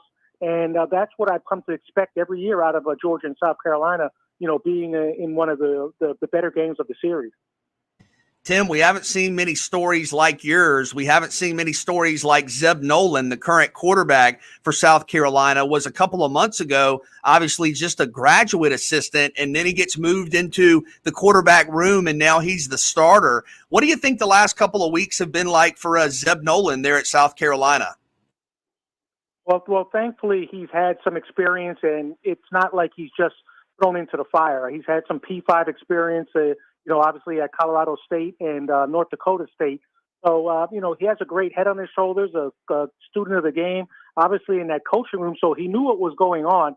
So it was all about, knocking a little rust off that first game and then really not asking him to do too much, but to do the things he's capable of. And he's been able to guide the team so far. So far, so good. But obviously the work's cut out for him Saturday if he's the starter against Georgia. Effort is going to take this weekend. I mean, obviously Georgia is one of the premier programs in the country, but South Carolina and Georgia, it's just different. I mean, you hit the phrase. You can throw out the records. I mean, it's at night. It's between the hedges. I mean, what is it going to take for a South Carolina team that's still trying to find its way, in a very, very competitive SEC, definitely SEC East. But in your opinion, what is it going to take for South Carolina to, not necessarily pull off the upset, because I don't think it is an upset when you talk about the SEC, but to make sure those guys go out there and give a great effort? Yeah, obviously, like I said, the work's cut out for them this week. Coach Spurrier always told us, to beat a team like Georgia, which this year they're a great team, to beat great teams, you have to have a great game yourself, and then you have to hope, and through your hard work, hope that they're going to have a good game, but you hope that Georgia doesn't have a great game. So that's what it's going to take to beat a team like Georgia. Obviously, there's some offensive and defensive keys that you're going to have to go through along the way. South Carolina's O-line is going to have to play better than they've played this season so far. They've got to have form some type of identity, whether that's running, pass blocking, whatever. They need to find out to be able to do something against that Georgia defense. Obviously, there's a great stable of running backs. They're about 4 deep back there, but it's not going to do them any good if the offensive line is not creating holes or creating opportunities for those guys to run. And then you're going to have to find a way to keep Georgia honest in the passing game. You're going to have to take your shots downfield. You're going to have to, you're going to see them probably get Zeb Nolan into the game early with some quick passes. And I would think they would try to pass short vertical passes versus trying to pass east and west, trying to do those tunnel screens, because Georgia runs so well on defense. They cover the field side to side. It's going to be hard to, get yards going side to side against Georgia, and you don't want to really be doing that anyway. So, like I said, you're going to have to create some type of vertical threat in your passing game and take some shots deep. And I wouldn't even rule out, maybe some type of trickery early. You're going to have to pull out all the stops against Georgia, especially the way their defense has been playing this year. Going to have to pull out all the stops. And like I said, limit your turnovers, and I hope you have a great game. Tim Frisbee, former South Carolina wide receiver, joining us here on 3 and Out. And Tim, what's kind of your early impressions of Shane Beamer and the job he's done in the takeover? I know he's only been there for a couple of games as a head coach, but what are kind of your early impressions of Shane Beamer and the direction he has for that program? Yeah, well, one thing, he's pressing all the right buttons. The guy's great with the press. He's a player's coach. The players love him. The fans gravitating towards him. So, and he's really stressing recruiting in this SEC footprint of North Carolina, South Carolina, Georgia. So that's what the fans around here want to see. But as we know, it's the results on the field. So obviously we're out to a 2-0 start, getting better incrementally as the season's been going. Patching up a few things, but Georgia's not a great team to have for your third game when you're still kind of working out kinks on stuff. But we'll see, what his offensive defense coordinator and Coach Beamer can come up with on Saturday night to keep this game competitive.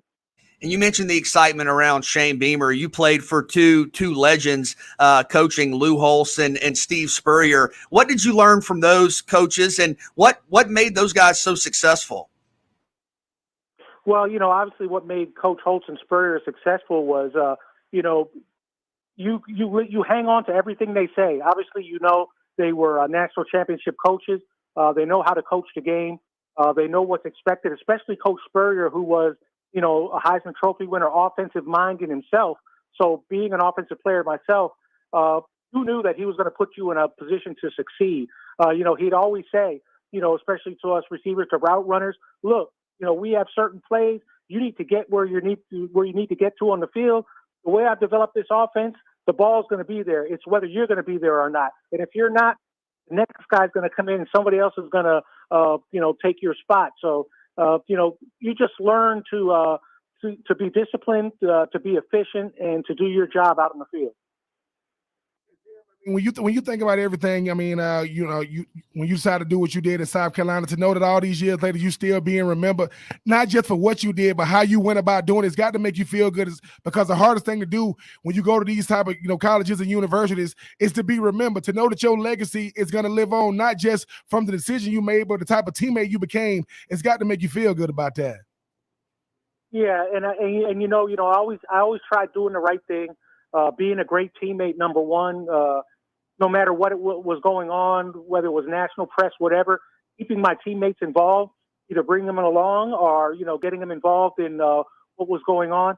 It's all about the team. And, and a lot of people lose sight of that. And a lot of times it becomes an individual thing. And it was never that for me. I just wanted to be a team player. And if you work for the team works for you for sure. Tim Frisbee, our guest here on 3 and Out, former South Carolina wide receiver. Tim, really appreciate the time. Thanks so much. Thank you.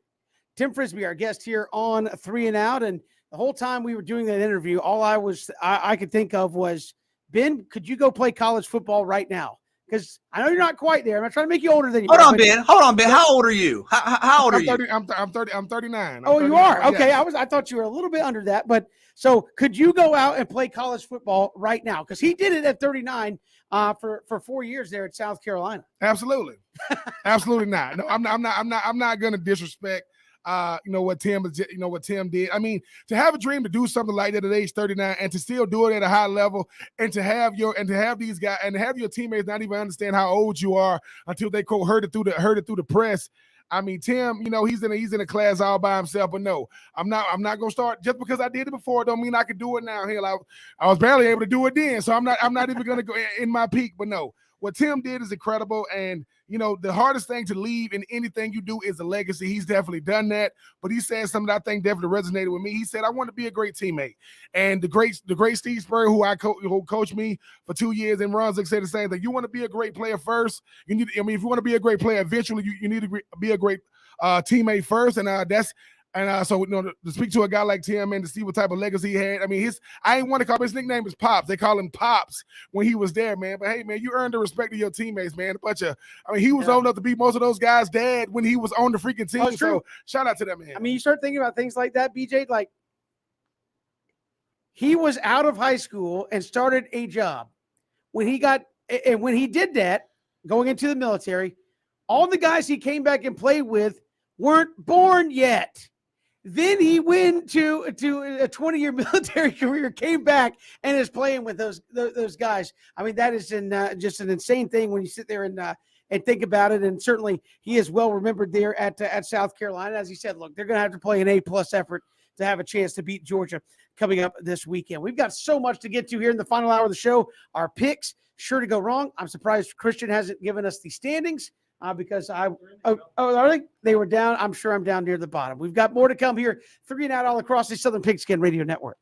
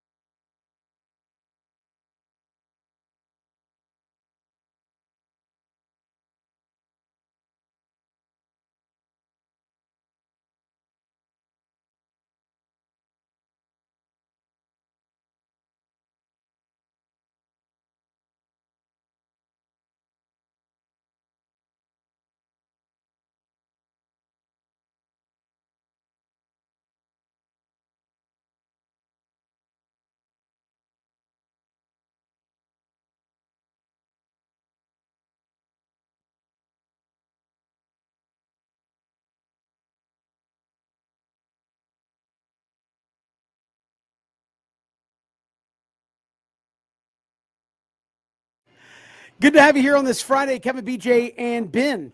Glad you're making us a part of your day. We'll get to our picks coming up in just a little bit. But the key to each Saturday is laying out a game plan, not only for the coaches, but for yourself. What am I going to do to get out of cutting the grass at 12:30? What's the game plan? What games do I have to be set up? Christian wants us to help folks who need that game plan to watch the best, maximize their college football experience for a Saturday. You said channel flipping is okay, but you're talking about dual screens. Do you have to go dual screen mode? I know you have the Bachelor set up with like a bunch of different games you can watch at the same time. But are you wanting one game at a window, or you want dual screen mode for, I know that's a popular thing people do now, is kind of set up their own 3 and 4 options. Well, no. So I understand that people older than myself struggle with technology. I don't struggle with If technology. you're going to do the dual screens, you have to tell people how they need to set it up. And also, I'm not eliminating radio broadcasts. So if you want to have 2 games on a screen and then a transistor radio broadcasting whatever your local college team is, you can do that too. But what I need from you guys is the rundown starting at noon, right? Because we don't have any 11 a.m. kicks like we had last week. Starting at noon and going through prime time, because by then we're all just mentally exhausted at like 10 o'clock, and whatever game's on, we might just leave on in the background as we absorb what just happened from the day before, especially if there's an upset like Texas, Arkansas last week. It was awesome. It was just emotionally draining.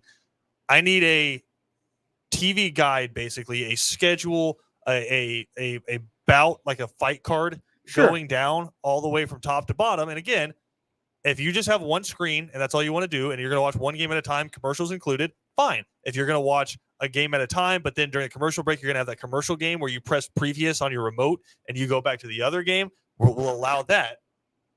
I'm curious about Ben's, because I know Ben himself was not going to follow his own program guide, because No, I'm gonna follow it from 3:30 to 7:30. He's not going to be watching college football. I'm actually good at this. I mean, I know what to do. So, Kevin, I'll let you say who starts, but I just need a rundown. Now, we're not giving you excuses for like telling your wife like to cut. If you're cutting the grass at 12:30, rookie mistake. No, I know. You got to get up, knock it out before the dawn and get it done. I'm with you. I was just trying to say, I kind of think cutting the grass as like a honey-do list, because there's different things on there. But if you cut the grass at 12:30, I'm just going to say it. You're a loser. No, I would say if you cut the grass at 12:30 in South Georgia, and it's not even football season. Psychopath. That's the problem. It's way too hot to be doing that most of the time. But I will say this: I will get it started at least at the 12 o'clock window. From 12, at the 12 o'clock window is actually pretty nice here. But from 12 to 12:02, you want it on big noon kickoff, because Nebraska and Oklahoma are kicking off. And then at 12:02, once they actually kick off, it's over and you don't need to watch anymore. But you could say you at least saw a half a second of it. I think if we're going one, this is a continuation from the anti-Nebraska rhetoric from earlier in the show. This is just incredible. I'm giving it love. I said you can watch for 2 minutes, then you don't need to watch it anymore. It'll be over. I will say if we go for one game in the noon window, I would go Cincinnati, Indiana, but make room for Virginia Tech, West Virginia on the flip over. That's my noon window for everybody. So hold on. So you're saying your strategy is make one TV. You have a main game and you have a previous button game. Yeah, flip back Gotcha. channel. Yeah, because I don't have the multi-TV setup. So everyone has a multi-TV setup if you have a laptop.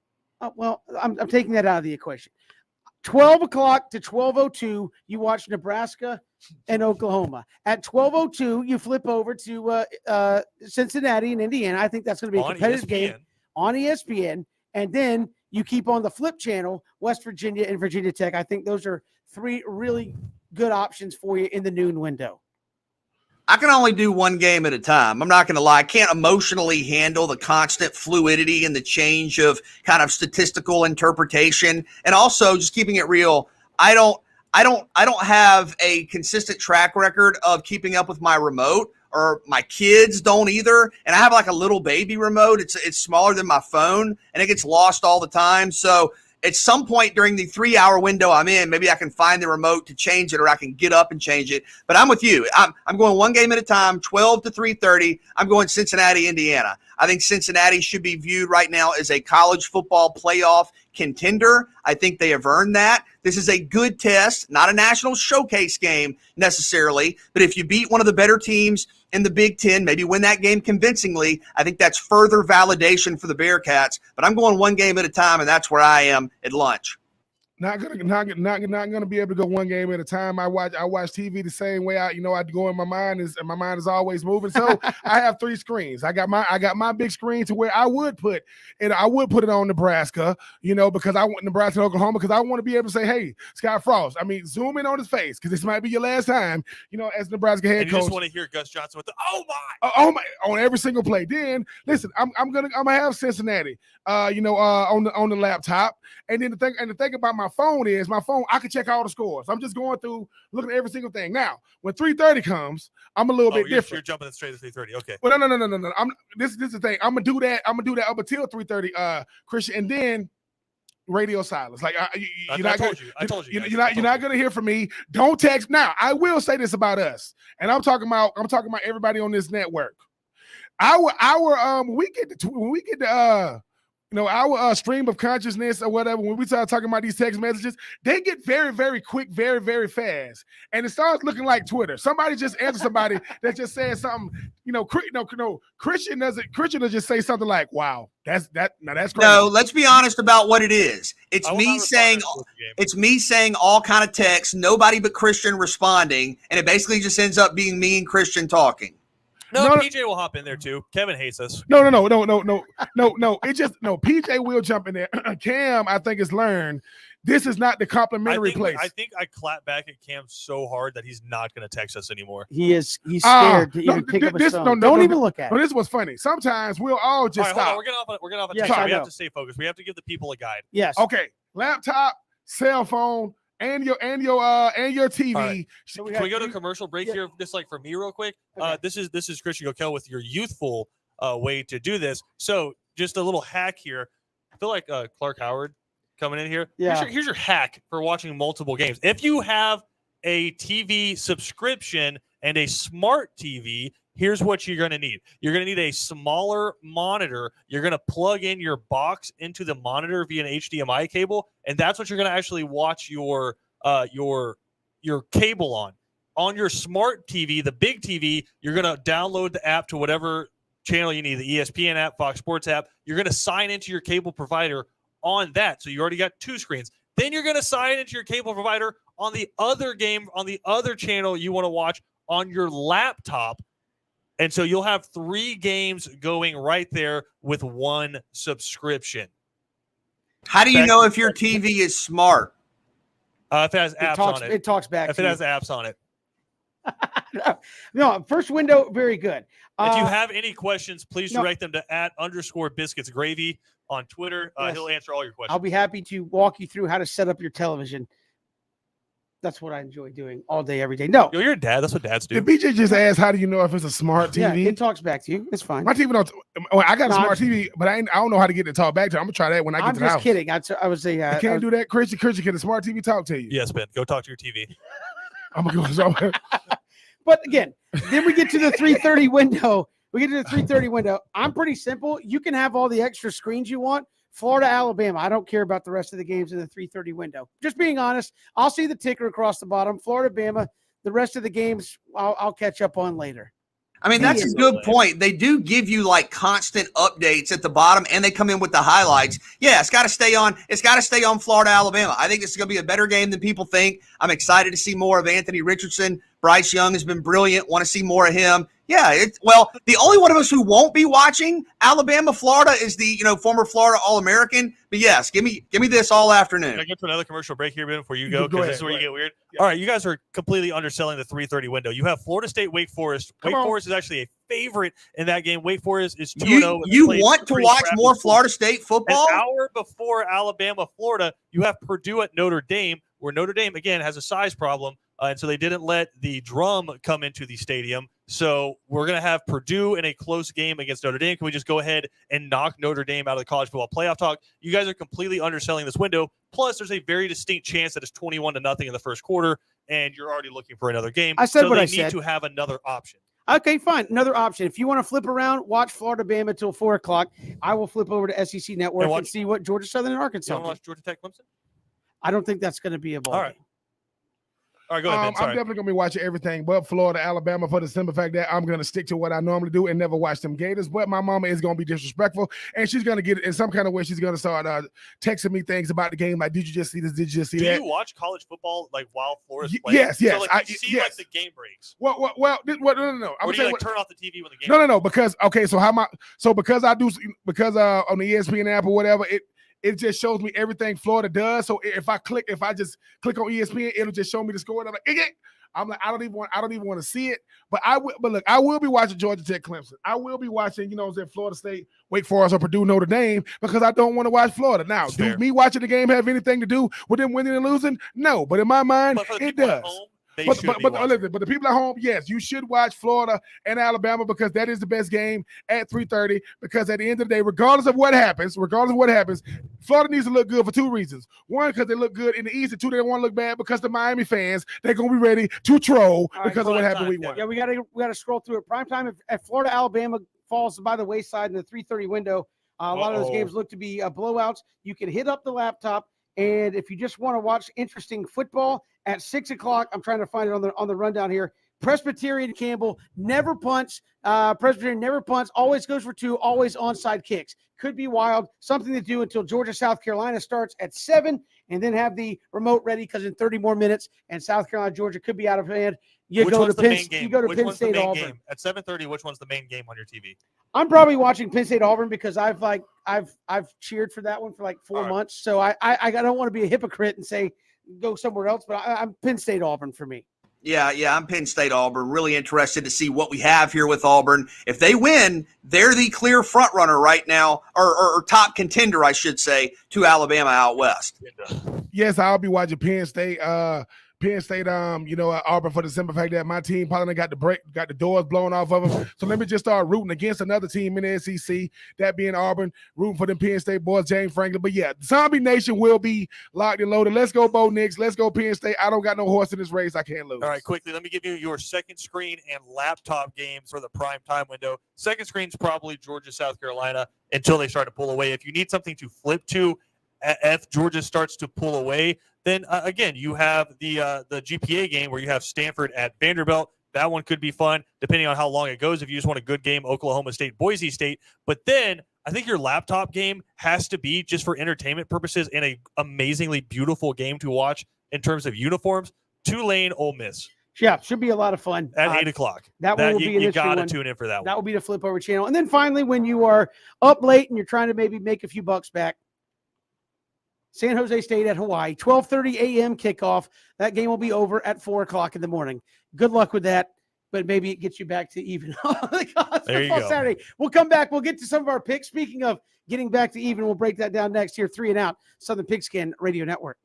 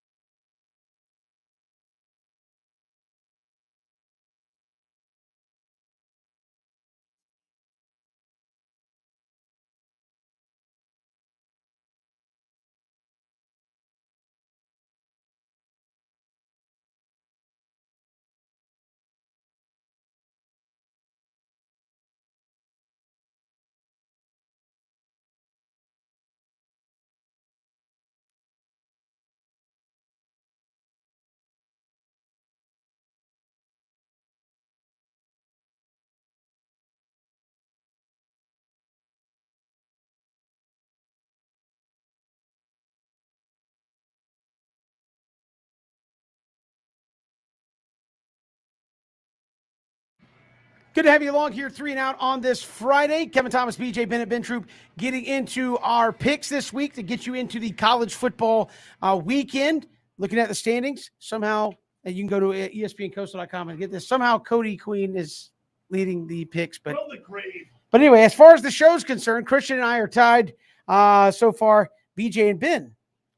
Nope, BJ is 1 game ahead of Ben. Ben is dead last. At the end of the day. So just give us the picks. We're going to try to go through these relatively quickly because we got a lot to get to here on the show. Virginia Tech at West Virginia. West Virginia -2.5, a slight favorite there at home. Yeah, I think it'll be a close game. To me, I trust what I've seen out of Virginia Tech beating North Carolina and then looking good against Middle Tennessee State. I'll take the Hokies. Oh, Ben just fell out. Apparently that was a bad take. I don't know what's going on. Are you okay? I don't know if he was upset at your take or what in the world. You want me to go ahead and pick? I mean, I will take Virginia Tech. If you're giving me 2.5 points, I will also go with the Hokies. Are you okay? Seriously. I think I'm okay now. I don't know. Tech seems to be a team that nobody wants to talk about because they weren't the preseason favorite like UNC. But I will also take the Hokies. Everybody going Hokies there. Michigan State at Miami. The Canes lost big in week 1, barely got over late there on App State. They are laying 6.5 at home against Michigan State. Yeah, I think Miami wins this game. I think it'll be a close game like last week against Appalachian State, but a touchdown essentially. I will take Michigan State with the points. Miami going to have to definitely find a way to stop the run, but I do think Miami going to come out on top, so give me the Canes. Yeah, I think I don't feel good. I'm going to pick Miami, but I don't feel good about it. Game of the week. So I will go Miami laying the 6.5. Purdue is at Notre Dame. Notre Dame, a touchdown favorite. I guess that a lot due to the fact they blew a big lead week 1 and then had to escape in week 2. Yeah, and they always say you're never as good or as bad as you look the week prior, that there's basically a market correction. Are they going to look bad 3 weeks in a row? I'm going to give Notre Dame the benefit of the doubt. I'll take the Irish laying a touchdown. Purdue usually try to play spoilers when you talk about games like this, but it's just too early in the season. It usually be later in the season. So because it's early, I will take Notre Dame. Yeah, I'm going to go Notre Dame minus a touchdown here in this one as well. Well, I'm more confident in Notre Dame than I am Purdue. That's why I'm going. And feel free to pick Purdue, getting 7. Okay, well then fine. You're over here giving I can't have a. All right, watch. Notre Dame's going to win by 25. It's fine. My guess is Notre Dame takes this one to the house on Purdue at the end of the day. Alabama at Florida. Florida a 14-point underdog here. Yeah, my preview on Southern Pigskin, I picked Alabama 34-23. I think this game's relatively close, a little closer than the line, so I'll take the Gators to cover. I do think Florida going to play very, very well. I mean, they still like a year away or maybe a couple of years away. We talk about what Alabama brings to the table. They're going to have to use everything, 2 quarterbacks, that crowd noise, that scheme from Dan Mullen and a good defense, but I'm still going to take Alabama. I just think these guys are just playing at a different level right now. I'm with Ben. I think Alabama's on a different plane. I'm laying 2 touchdowns with Alabama going to this one. Florida State at Wake Forest. Florida State getting 4.5 points at Wake Forest. Yeah, I think if we're being consistent, Florida State finds ways to lose games close. I think Florida State covers. You look at week 1, they lost by 3 points. You look at week 2, they lost by 3 points. Doesn't matter if you're playing a top 10 team or an FCS team. So I will take Florida State to cover in this one, but maybe lose close again. BJ, you be talking about these market correction games. Maybe it's time to have a market correction game in favor of them Seminoles. I mean, Wake Forest. I think they're gonna, definitely give Florida State all they can handle. But Coach Norvell's not gonna start out 0-3. In year 2. So give me them Florida State boys. Yeah, I can't see Florida State going 0-3 either. I think they showed some fight at least in the first game. I think after a performance like last week, you expect a better performance this week. I will take Florida State plus the 4.5. Georgia Tech at Clemson. Clemson laying 28. These big lines make me nervous because it's not necessarily a final score that has to be indicative of 4 quarters of complete domination. It's, think about a scenario where, Clemson's winning 42-14 at the end. They put in their backups and Georgia Tech scores. I don't think Georgia Tech's ever in this game, but I think they cover the 28-point spread. Much like Notre Dame, BJ afraid of things that are big. No big drums, no big spreads. Go ahead, Ben. Oh my God. I mean, BJ, Georgia Tech. We understand that, they're going to be in an uphill battle. No one, the barometer is always Clemson, fair or unfair. This comes down to how they look, in a value effort against Clemson. I'm going to take Clemson, obviously, in a big way, but I think Georgia Tech going to have to go out there and put up a really, really good fighting chance, a good effort, because Jeff Collins, he going to need all the good publicity he can get. Clemson laying 28. That's pretty easy pick in my estimation. Arkansas, 23.5 point favorite to host Georgia Southern. Yeah, I'm going to be consistent here. The big lines make me nervous. I think Georgia Southern will, play with a lot of passion and enthusiasm. And then it's the letdown game for Arkansas. You just had the best win in a decade. Can you maintain that week to week? I'll take Georgia Southern to cover. Listen, Sam Pittman understands it's all about getting the 6 wins. He haven't even really got into that down to the SEC West schedule. He ain't going to be playing around with these Georgia Southern boys. I know Georgia Southern going to come out and give, a great effort. Whoa. Didn't you pick Georgia Southern on the internet? You made a tweet, and didn't you? Listen, I can say whatever I want on Twitter. Don't worry about what I say on Twitter. You don't know what me and Jared B gonna be saying. I'm just saying, BJ. Listen. Over there, I was picking with my heart. Right now, I'm picking with my head. So I'm going with Arkansas, and I'm sticking with it. Yeah, I had Arkansas laying the 23.5. I feel like Georgia Southern, again, with some uncertainty. I say uncertainty at quarterback. You got Tomlin coming back, but he's yet to play so far this season. Don't know if you're going to have J.D. King. Defensively, you're going to need a huge effort. I'm going to have Arkansas laying the 23.5 in that one. South Carolina at Georgia. Georgia laying 31.5. It's one of the biggest lines I can remember ever seeing for a conference game, over 30. Look, Georgia's going to control this game. They're going to win by multiple scores, but you're giving me 31.5. I'm going to take South Carolina. Wow, man. Can I give you a reference point here real quick? App State was a 33-point underdog to Michigan in 2007. Yeah, I mean, that's huge. I mean, again, you try to talk us into it one way or another, but look, go ahead, Ben. No, I mean, wow, 30-20. I mean, Georgia. I just think Georgia gonna put out, and they're gonna give all they can handle on offense and defense. You know what Georgia defense brings to the table, and maybe they even force some turnovers. I love Zeb Nolan, and Harris and those guys, but man, 31.5. But I'm gonna still take them Georgia boys in the points. I think they're gonna find a way to cover. Yeah, we thought the spread last week on Georgia was big, and they obliterated that pretty quickly. I'm going to say Georgia laying the 31.5 here. Auburn at Penn State. Penn State -5 at home. I think that you're giving Auburn 5 points. You got to take that. And I don't know that Auburn wins. I think it's going to be down to the wire. It's going to be close. But if you think it's going to be a field goal game, well, if you take Auburn, whichever way that goes, you win. So I'll take Auburn with the points. Bo Nix played Justin Herbert his first game ever, in college football, and find a way to get it done. He don't care about hostile environments. He's trying to show that last year was a fluke. He's trying to show that he's benefiting from that two-headed monster running game. Coach Harsin, Coach Bobo, and a very well-balanced defense. I'm going to take Auburn. Again, I've kind of secretly been riding for Penn State. I think this is a year in the Big Ten they might actually be able to get past the Ohio State hurdle. And you look how Ohio State has performed so far. I think that's going to be a big game for them down the road. Laying 5 at home against Auburn. Auburn's looked really good. It hadn't been against Penn State caliber. It's been against teams that they should beat and should beat badly. I'm going to say Penn State laying the 5 there in Happy Valley. Virginia at North Carolina. North Carolina, an 8-point favorite, laying 8 in the South's oldest continuous rivalry.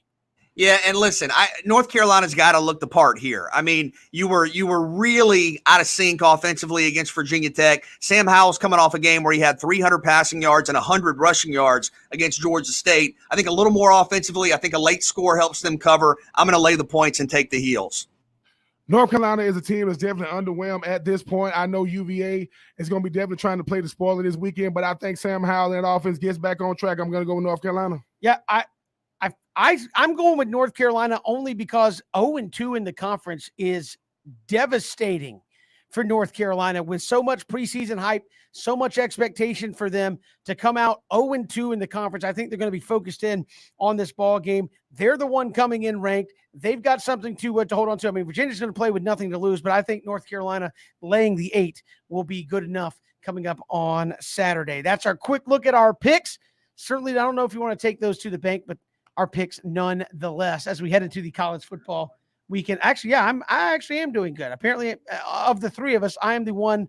All right, but hold on, Kevin. Above You 500. do know just because you make a pick and you get it right does not mean you made the correct pick. You don't use hindsight to validate the information you had at the time the pick was made. You make the pick based off the information you have prior to kickoff. Spoken like a true loser who's sitting there in sub 500. We got more to come. 3 and Out on the Southern Pigskin Radio Network.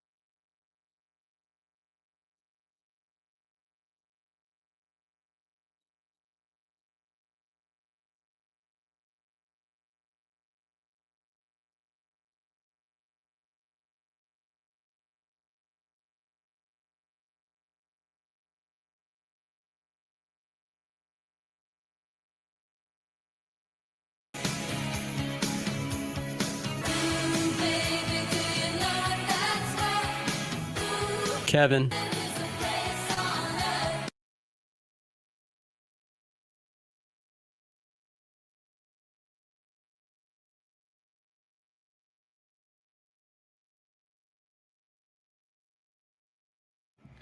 I really dislike you right now, Christian. Because you sent me into the weekend with that. Like I'm We're supposed to have a celebrating good you. time. We're celebrating and recognizing you and appreciating you, showing you love. I guess. I don't know. I wanted to enter on a positive note. Like letting everybody know when the album coming out. I mean, February we can- 17th. We can talk about what we were talking about in the break. No, I don't care How about that. Virginia and North Carolina are a bunch of frauds. I don't care about that. We're not talking about that. All right, it's fine. I mean, no, You're getting all caught up in semantics, and It's not you know- semantics. It's literally wrong. Okay. And I know people throw the word literally around, literally wrong all the time. The name of their rivalry is literally wrong. Mm.